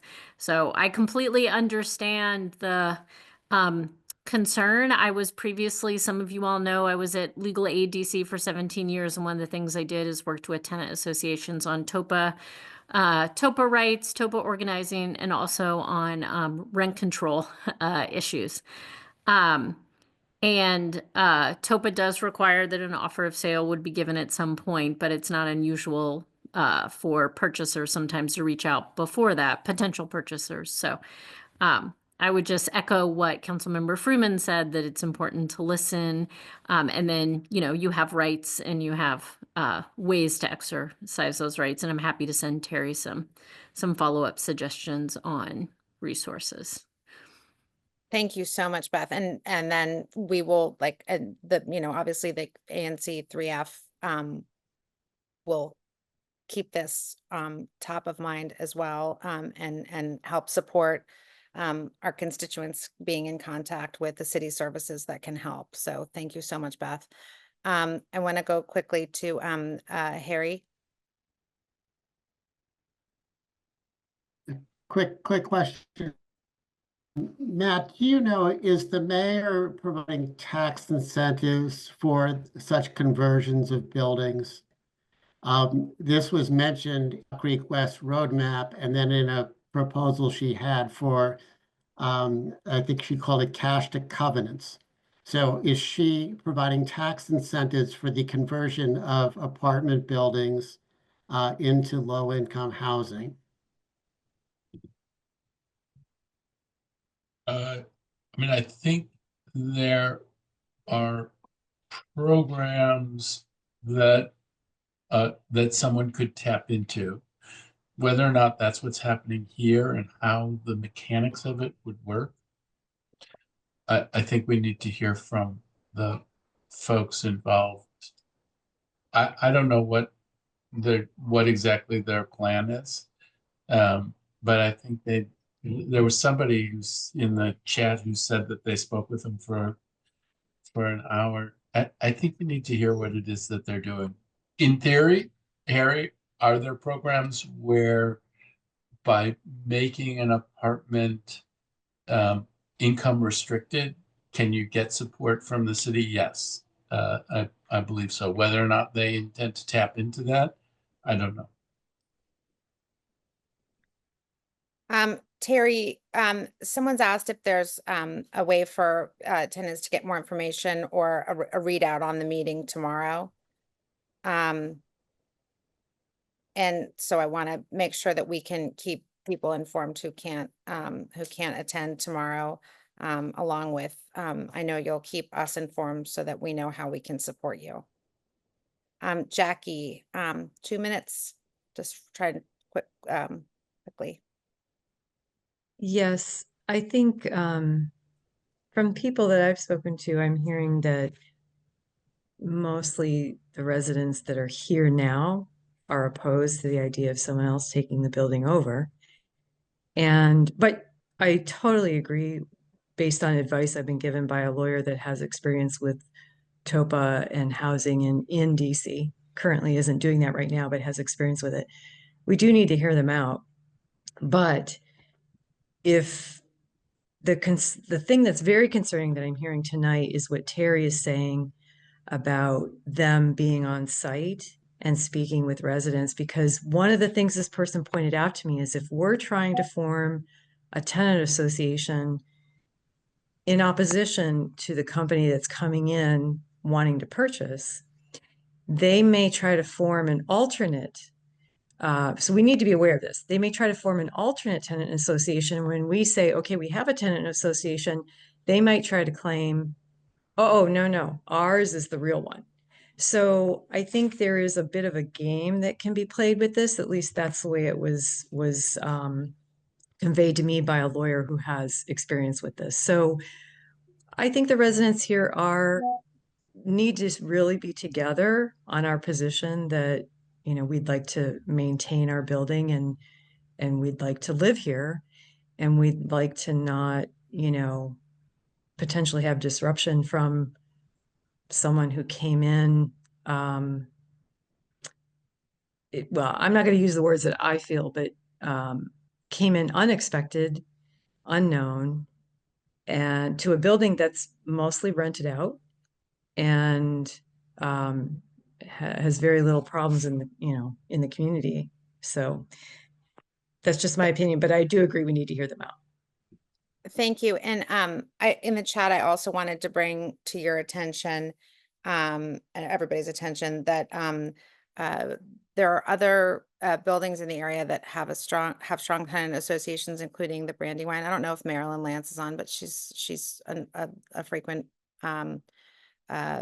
person who's often here at our meetings, and Terry knows Marilyn, and I think maybe they can help be a resource for helping to form a tennis association quickly.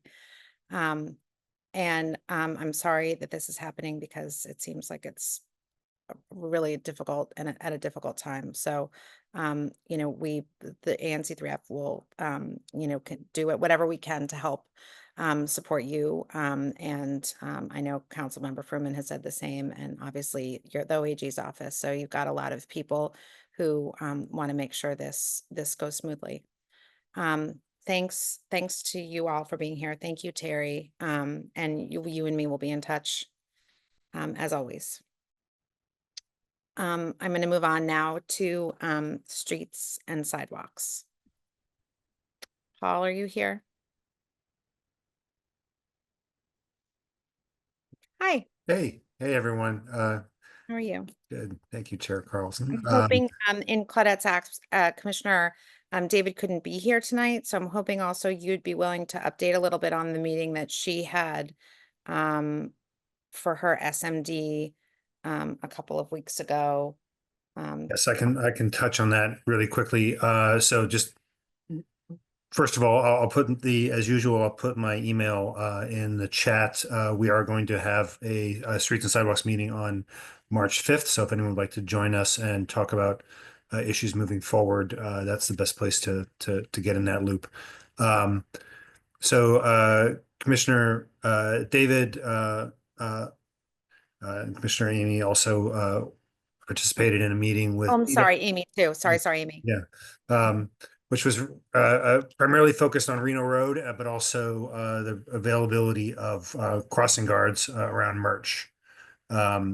And so in the crossing guard issue, they are short-staffed, which is why some of the already assigned crossing guard locations are not staffed. They were hiring for that, so we'll need to get an update on them for that. But there are also some other locations like Davenport in Connecticut that do not have assigned crossing guards. So there's a request in to add more to that, which also raised the question of when are we going to hear from DDOT on what safety improvements they're going to do on Connecticut Avenue after the collapse of the multimodal safety study. So they are promising that in the near term. We will keep an eye on that. And then lastly, we had a conversation about Reno Road. Folks may not know that Reno Road is a dedicated minor arterial. Connecticut is a major arterial. And this is part of the city's longstanding infrastructure designed to get suburban commuters in and out of downtown. So we went into that a bit. Reno Road was actually had reversible lanes, just like Connecticut did until the 80s. The community was able to get those reversible lanes taken away. And there was an initial redesign of that street done back in 1982. The great news is that DDOT agreed with us that it's time for a systematic relook at Reno Road, the ability to do traffic calming, to improve crossability and safety. We're going to keep on them to actually produce changes on Reno. So was a positive response, but as usual, the proof will be in the pudding. So we'll keep after them. And then again, hope folks will who are interested in the questions of where we want to do more sidewalks, more pedestrian crossability improvements in the community will join us and our work at the Streets and Sidewalks Committee. And that does include our ongoing conversation about Broad Ranch and the ability to walk or bike into Rock Creek Park, which is currently not available to our community. Thanks. Paul, word on the hot chat here is that you have an outstanding presentation on Reno Road. So if we might ask you to show that to us next month, we would really appreciate it. Yeah, would love to do that. Thank you. Thanks a lot. Oh, I'm sorry. We have a quick raised hand quickly. We're behind schedule. So Jay Miller. Hi, thank you so much. I just want to raise a quick issue for Paul, and that is people are parking in the far right lane on Connecticut Avenue during rush hour to go pick up their weed at Mr. Green. And I saw a guy do that the other day. He had a Maryland plate. So I guess people are just on their way home or whatever, commuting and That's actually that's in violation of our settlement agreement. Yeah. So we can actually speak directly to that Okay. with Nick, because that's part of our settlement agreement addressed that, which is again why I'll say settlement agreements are super important. That was one of the things that's in there. So if you brought, I'm just going to usurp that from from Streets and Sidewalks and say that the ANC will. I didn't know that. I just thought they stopped at Starbucks and cracked bakery, but that we can do something about, and we will. Great. I would add this real quickly that also we raised again the issue of the car wash parking and the problem that was causing, and this is the same sort of thing, and also DDOT being more active about asking MPD to help them address these issues where people are causing either pedestrian safety or traffic problems by accessing these businesses rather than the businesses providing for the right access to their facilities.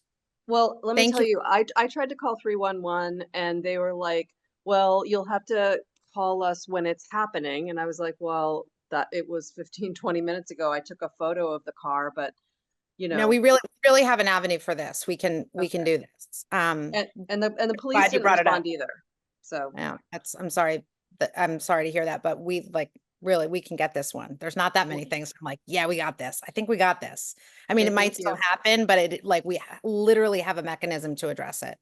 Right. And I will say that on the car wash issue, I know I brought it up to our MOCR because the same thing is happening at the car wash on Wisconsin Avenue. It's a little less disruptive there, in my humble opinion, but it is still happening there, and it's it's like taking up a lane of traffic for a business, and that's not really fair.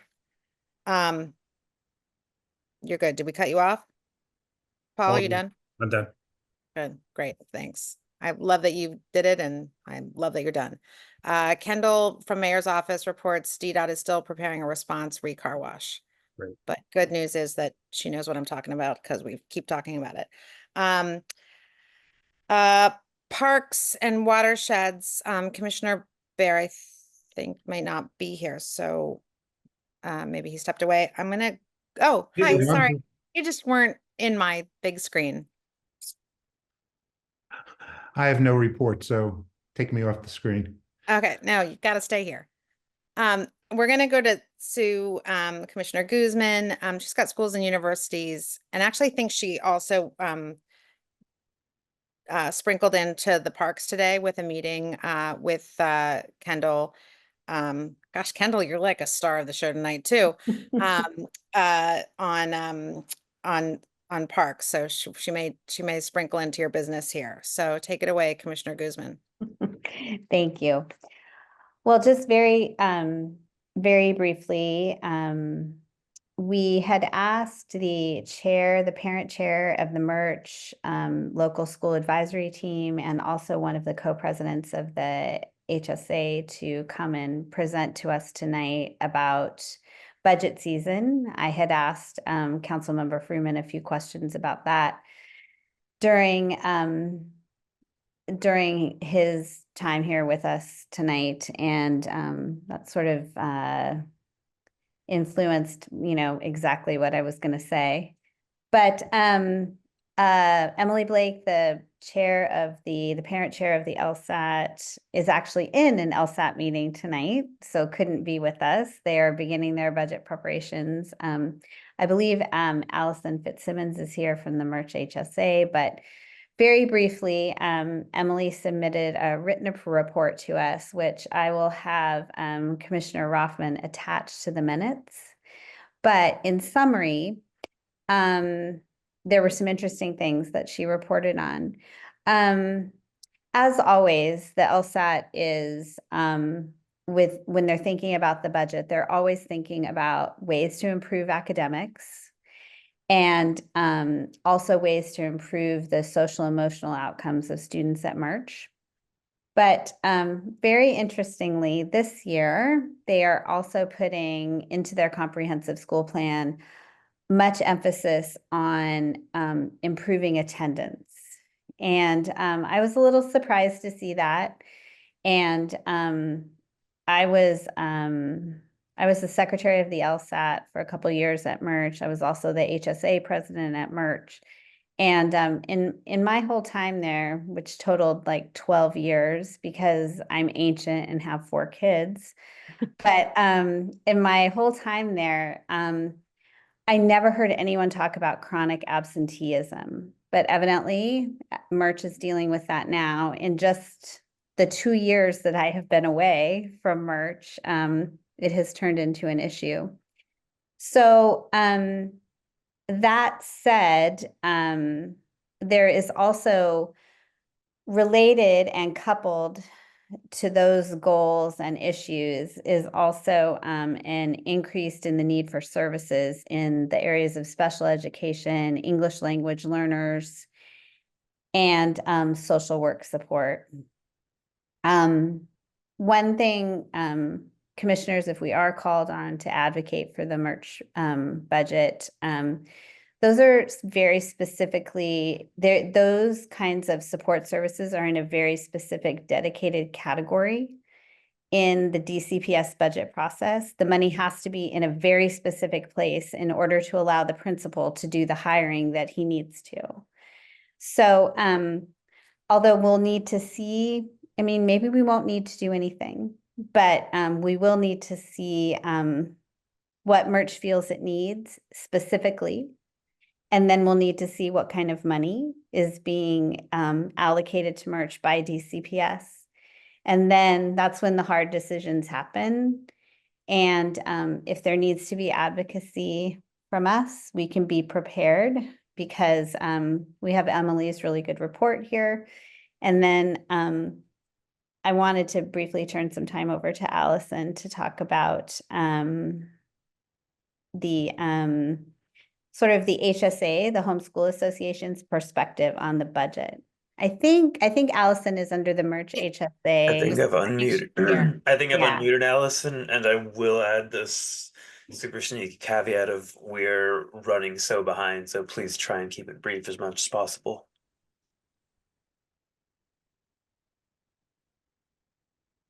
Allison, are you here? Yeah. Yep. Thank Here you I so am. much for being here. Thank you. Thank you, Allison, Yeah, for being here.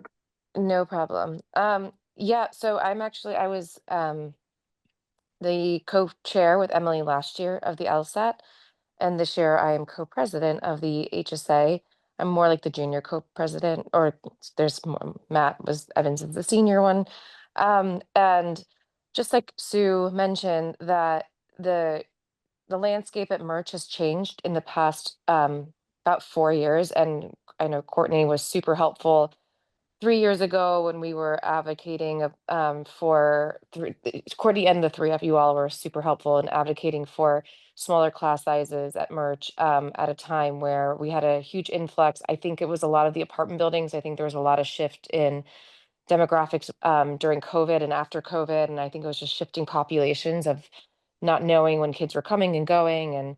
And so it seems to have stabilized, but there are some new needs in our community, not new, I guess they're more clear this year, which is the absenteeism.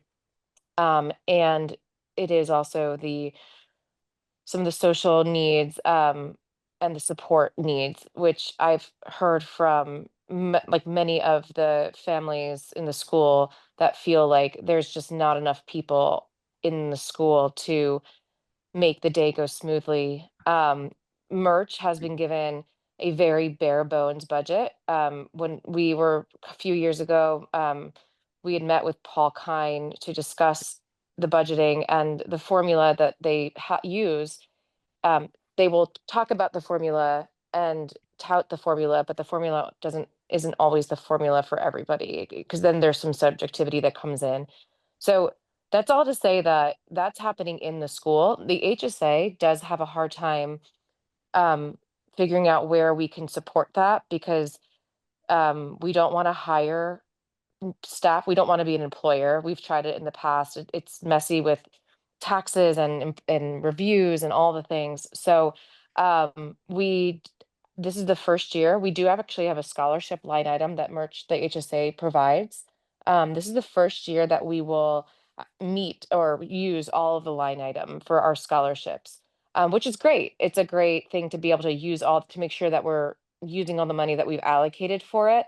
But there are some needs that I feel the city should be covering, which are not covered.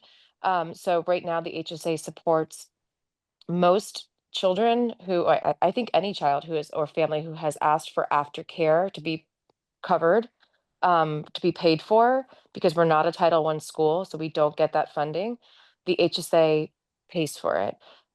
We pay for after school enrichment program. Like, we brought in some third party. Matt and I worked with Principal C to bring in third party enrichment programming this year, including chess, karate, and this enrichment group called Amore.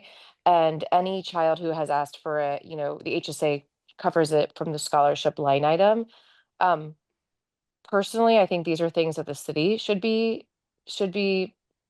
supporting all the children that need it. Same thing with things like social workers and ways to address absenteeism. What I kind of did a quick study last year of different elementary school budgets, and there are schools that have, staff members that are solely dedicated to getting kids to school, right? Like, that is in other areas and certain schools, like, that is their entire job, is to make sure Merch doesn't have that. We don't I have think they do that. it at Jackson Reed, Do actually. they do it at Jackson Reed? I think Yeah, so. I mean, like, we just don't have that ability. You take, last year, the recommendation we gave to the principal wasn't accepted, from the LSAT, and that was kind of a bummer. And at this point, I think they took away, we were down one math specialist this year. Like, there really isn't any other staff members to cut. So I don't know that the budget will be decreased, because I don't know how you could do it. Like, class sizes are large right now at Merch. Like, I think my daughter's class has 26 or 25 in it. But I talked to friends at Lafayette, and I talked to friends at Janney, and they have so many fewer kids in the class, and they also have, different programming, including like band and chorus, and it doesn't make any sense. And when I asked Principal C about the budget, it's kind of like, well, yeah, there's a formula, but then there's all these other things that go into it, and I can't quite figure out why Merch doesn't get the other things. um and so what I do think we need, and I hope the LSAT will advocate for, and we could, the LSAT is the right board to advocate, because they are mandated by the city. They have that position, right? Like, the HSA is really a parent group and we do some advocacy, but it's mostly coming from the LSAT. But I'm hoping they advocate for just additional funding for support in the school. Allison, if I can jump mhm, in really quickly, just yeah, because I just want to let you know that I know because I've heard from voucher residents in the apartments how they were feeling like they were having a hard time understanding how to access after school. And I know I talked to the Department of Human Services about this. I talked to Councilmember Freeman about this because I think you're right. That should not be a parent.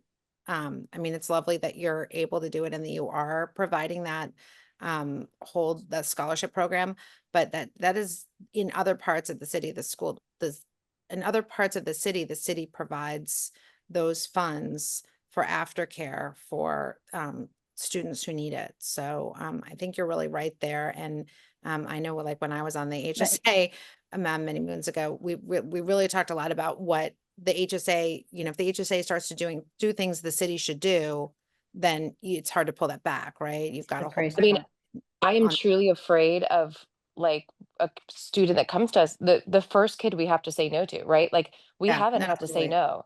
And then we have to put into, right now I'm very grateful that it hasn't had to have a real we haven't had to like have an application process and we're like it's but it's going to come if it's starting to exceed where we need to be able to apply it equitably and fairly to all the students that might need it or want it. And I think I that maybe can follow up with DHS and you on this yeah, to try and just like give us a good way forward. Because I think I mean, I don't know if we can do it, but there's a pathway there. And I started I to know part of do- it, so part let's of it, try. I really feel, sorry. Part of it I really feel like is the education, and I'm hoping that Councilmember Freeman's office can help us with this, is that the education of the decision makers that the composition of the schools in ANC3F have changed. And part of that is because of decisions that the city has made. And there needs to be that kind of service support delivery that follows all the way through, that serves all the needs. And one of them is the stress that it puts on the public schools and in particular on the elementary school.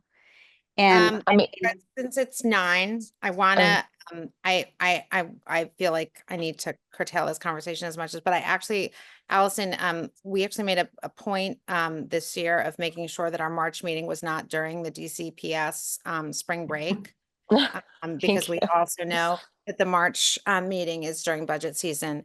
So I really would like to have, you back and work with you in the meantime to talk about how, Yeah, where there are gaps and how we can help connect merge to the city agencies that can help fill those gaps so that that'd be amazing. I have a couple of couple of parents who are starting to put some advocacy points together. I'm planning to host um a town hall, which maybe Courtney, you and Sue might want to come to. yeah, sure. Sort of I'm trying to, our HSR out, and I'll finish up in a second. Our HSA meetings are super low in attendance as I think per usual.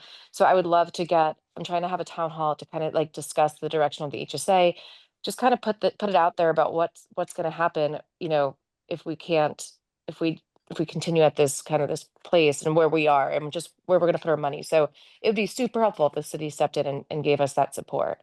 But Much yeah, as we so can help try and make those connections for you, we will. thank you. Yeah, no, we appreciate it. for sure. Thank you for being here Thank and you for Thank you being here. guys. put March 18th on your calendar. And I will. we hope you'll be back and we want to continue working as a team together. Yeah, and I'm sorry. I'm actually like I typically would go to my ANC meeting. I'm in Ward 4 technically, so that's why I go to my ward. Like I'm actually on the That's okay. sidewalk committee at. Yeah, no, I know. I'm like, but I am active. I'm just not active in the Ward 4 ANC. Well, uh, okay. It's all right, it's y'all. it's great. We take them on. We work very closely with 3-4G. And anyone who wants to come, we love to have you, and especially people who are working hard for March. So thanks so much. Thanks, guys. Appreciate it. Thanks for being Thank here. you. Okay, Um, bye. I know we wanted to talk a little bit, Sue, about just about the start that's happening with Sheridan. But I want to we're also got to be cognizant of the fact that we have probably 15 to 20 more minutes of. I the think committee business Suzanne we is have to on. do. Yeah, Suzanne, do you, I know you guys have started your work. Do you mind posting a quick update in the chat? Oh, you're challenging my typing skills. I know, I'm sure. I can do that. I know, and I'm sorry, but I don't want to keep you here or anybody else like past real bedtime. So Sure. I I'll add want to something acknowledge that specific. Sheridan has started their construction. They're starting their construction project, and they are working closely with neighbors, and we are working closely with them to hope that we keep everybody informed any way they can. If you could put your contact info as well. Thank you so much. Thank you for being here. Suzanne, that email that you sent Commissioner Carlson and I today, you could cut and paste that. Cut and put it in paste that. the chat. Yeah. You don't have to type. That would be awesome. No Thank typing you. required. You already Yes. Okay. Okay. Thank So you. thank you so much. And thanks for, I think we had a lot of really important things to say. So let's go right to Tika and the ABCA license there. Commissioner Bear.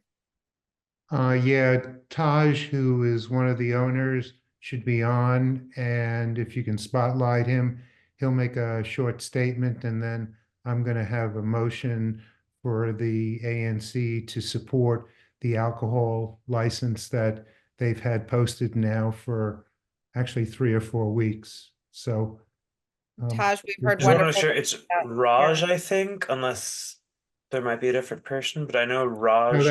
that's the first 3 letters of his first name. Raj. I'm sorry, Raj, I can't Welcome. pronounce your name. Welcome to the neighborhood, and thank you so much Thank for you. being here. We'll try and do this quickly and get you on your way back to making delicious food. Sounds good. Or Thank you. and operating thank you. restaurant, whatever part you do. Right. No, thank you so much. Thank you, everyone. We've been getting great support from the community, and we are so happy to be here. And it, the whole restaurant thing goes back to my 2009-10. I used to be a UDC student back in 2009-10. And since then, I've been going to the restaurant, Indian Ocean, then Laligras and all. Always had a dream to open a restaurant, and finally it came, it came all together. So yeah, I mean, we are right now, as you guys know, we are waiting for the liquor license, and we need a support from you guys, a recommendation. And we've been getting great help from Mitch and Gloria.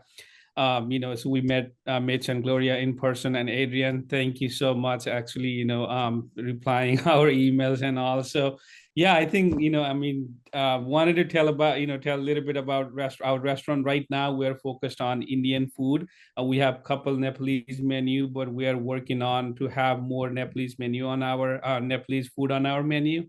And then we are planning on having probably once a month Nepalese night, where you get to try a lot more authentic local Nepalese food. So we're trying for that. But again, a lot of things goes with the liquor license. So we're here to present the case and get a recommendation from you guys. So thank you. Thanks everyone for the support. Thank you so much. Let's give her a vote, shall we? Okay, I move that we write a letter supporting the alcohol license for Tika. Seconds. All in favor? Aye. Aye. That is all of us. I'll work And with you and I'll wish get you that the license. best of luck. Done. Thank you so much for being here, and thank you. We're going to move along to another liquor license issue. This is an amendment to the settlement agreement for Big Cheese LLC. I think James Alafontes is here. Hi, James. Hi. How are you? Thank you so much for being here. I just want to introduce that James just removed a section of a previously agreed on settlement clause in the settlement agreement, and this brings his settlement agreement in line with the other establishments on the same block. So I'll give it to you. Thank you all. This is really nice, and it's great to hear from Tika ownership, and it's great to have more restaurants on the block in the neighborhood. And thank you to Chair Carlson, and to all of you. I'm a big proponent of the ANC, and I'm a big fan of all of your work. And I'm really just excited every time I attend these meetings to just see the engagement with the community and to have this sort of government way of the community being specifically involved. So I am a big proponent of settlement agreements in our community. All of my restaurants have them. They all we haven't had any violations of them in ever, which is nice over our 21 years in existence at Bucks and 18 plus years of existence at Comet. So this is really an updated piece of language where in 2016, when we had amended our settlement agreement from our original opening in 2006, we the original language from 2006, which was actually made in 2005, we opened in 2006, included that we wouldn't have any takeout or delivery, or we would have takeout but no delivery, and we wouldn't have trucks and and then we wouldn't have alcohol available at the same time. So over this time and over the pandemic, the laws have, of course, evolved and changed, and so we have a carryout endorsement for my other restaurants on the exact same block, but this one clause of the settlement agreement was preventing us from having the same endorsement for Comet Ping Pong, whereas Bucks and Muchas Gracias and Honey's have amended theirs with just ABC approval, ABRA approval. So essentially, I'm coming to you to ask that we update the language by deleting this one section that is very pre-pandemic and says basically we can't have delivery trucks, delivery at all, or any delivery of alcohol. So so that's the only change to the settlement agreement. And I circulated the draft of the settlement agreement to all commissioners and did not receive any disputes or comments on it. And so I'd like to move that we vote to support the amended settlement agreement for comment. All in Second. favor? Oh, good. Yeah, second first. Yeah. All in favor? Aye. That's unanimous. All commissioners support. Thank you all so As much. you're a single member district member. I am so proud to be representing that block and your restaurants. And I think you have an upcoming Right Proper Brewery collaboration that we're all super excited. So everyone should come and go into those restaurants and try it out. So thanks a lot, James, for being here. And thank you for all your hard work. Thank you all. Best of luck to you. Okay. We are now going to move on to the amendment to the ANC3F executive position bylaw. That's Commissioner Bear. Hi, I raised this last month. This is going to be the second reading of this particular bylaw amendment, and we can vote on it this evening. I moved last month and will move again that the sentence with regard to Section 2 term of office saying no chairperson may serve more than 2 consecutive terms in that office be stricken, deleted from the bylaws. The reason why we're asking this is we need to give the ANC flexibility to elect its officials. We also need to have continuity within the ANC executive group. We need to have some historic perspectives and institutional memory.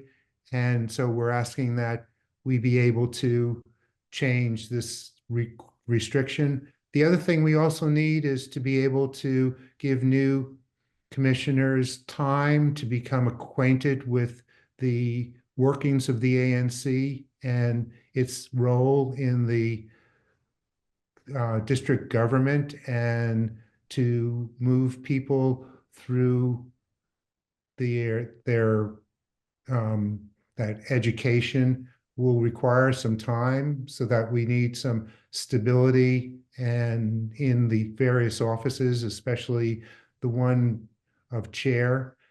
And I'll stop there and let anyone else talk to the motion. Does anyone have any comments?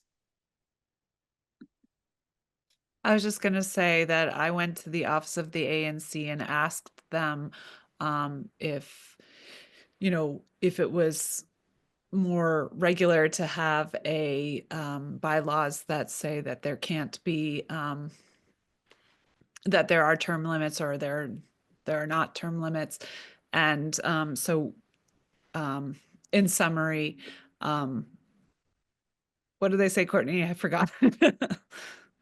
Oh, what, They- what Denise Victor said was that, that very few ANCs have any restriction. Right, exactly. So, yeah.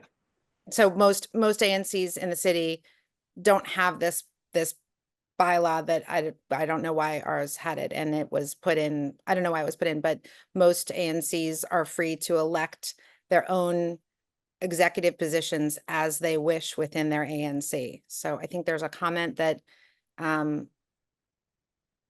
what's the purpose of this move? The ANC chairs are voted on positions, right? Well, the bylaw, I mean, I think that's the point, that the bylaw was restricting who could serve as an executive role, and as an executive committee or as a commission, the commission wants to be able to choose who can serve in their executive roles.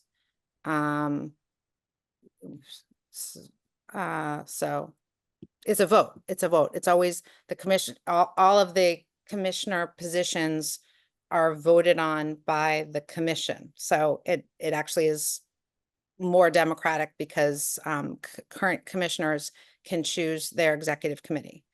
And so it would allow someone to, I mean, it just allows the commission to figure out who the best person is for the job, but I don't want to take that much more time on it. But yeah, it's a vote. It's sort of, I think it's opposite of what Juanita, it might appear to be. It's that it is more democratic because anybody can have the role. So I don't want to belabor this. Mitch. And just again to speak to Juanita, I understand the sentiment, but this was something that was brought up since the previous meeting, or we first sort of announced this and explained it at the last meeting, and are more so re-announcing it on this meeting, which is more so why it was booked. Correct, but there's been a month in between then and now, so I think we felt that there was enough time.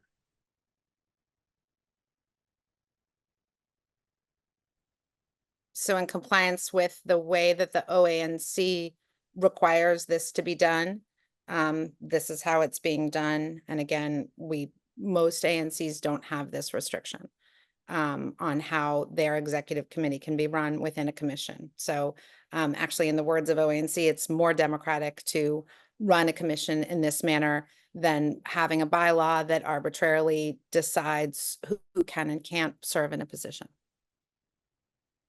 And I actually would say, I would think that the goal is to, have commissioners who cycle through these roles.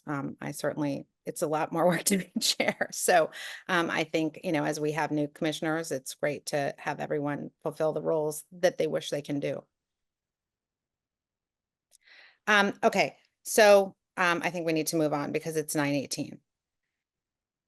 We need to vote. Okay, so do you want to move?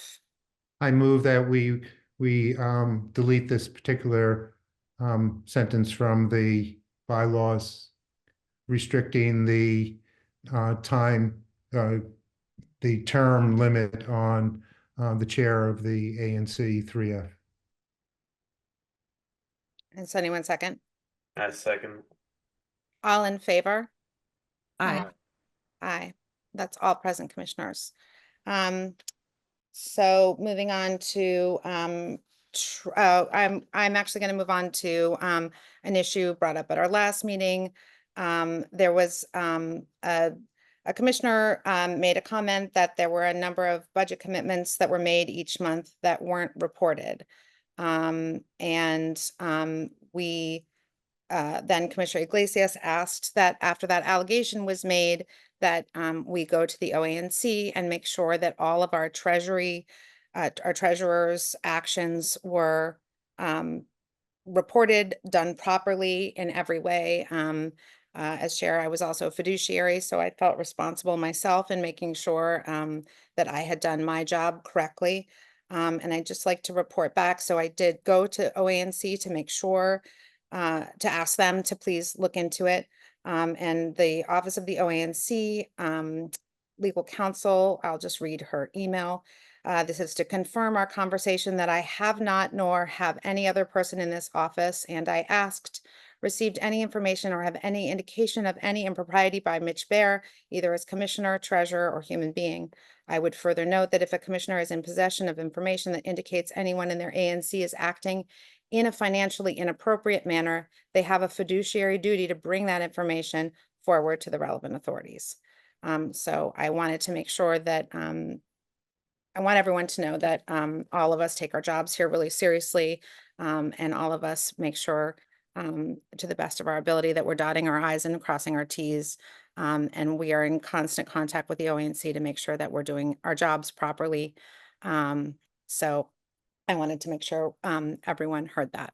And I'm sorry that wasn't closer to the beginning of the meeting when more people were in attendance. Sue, our final issue, I believe, is a treasurer's report. So You're you're muted. muted. You're muted. Adrian, can you help her unmute? Oh, no, she has to help herself. Sorry. I have multiple screens going here. I'm so sorry. Okay. The January treasurer's report, of the ANC3F, the opening balance was $57,812.49. The closing balance was $58,451.62. There were two entries. This treasurer's report will be attached to the minutes for public consumption, but there were two income entries. One of particular note was the work of former Treasurer Commissioner Bear, some tax refund that we were entitled to by DC for some paid family leave taxes that we had paid unnecessarily. We were refunded that. And I also wanted to report that, sorry, hold on, that there was one check that cleared that had been reported in the monthly treasurer statements, that there was a check that cleared after the fact that changed the fiscal year 24 quarter 3 financial report. That check ended up changing the reported dollar amount to OANC from $40,986.54 to $40,833.26. If anyone has any questions regarding this report for January or the modified QFR, please reach out to me at my ANC email address. Thanks so much. And I want to thank you also for taking up the role of treasurer. I know from having to sign the checks and look at the things, it is really a really large role, and it's not easy, and it requires a lot of detail. So thank you for doing it. You're more than welcome. I inherited a very easy job thanks to the previous treasurer. Thank you. I think I've skipped some things in here, and I'm sorry if we have, but I think, bedtime calls for people, and I don't like to keep people here later than 9. So I apologize, but I do think we covered a lot of important stuff today, and we didn't get to talking about people's dogs' names, so we'll have to do that next time. I'd like to suggest, call, or whatever the Robert's Rules of Order is, that we make a motion to adjourn this meeting. Second. Yeah, and all in favor, I would say everyone who's on the call. Aye. Thank you so much to everyone for being here. Our next meeting is March 18th. Oh my gosh, I'm on the wrong page. March 18th at 7 p.m. I just want to make sure. Tuesday, March 18th at 7 p.m. thank you everyone for being here and being a part of helping to make our neighborhood better. I hope everyone has Thank a good. you. Thank you. Good night.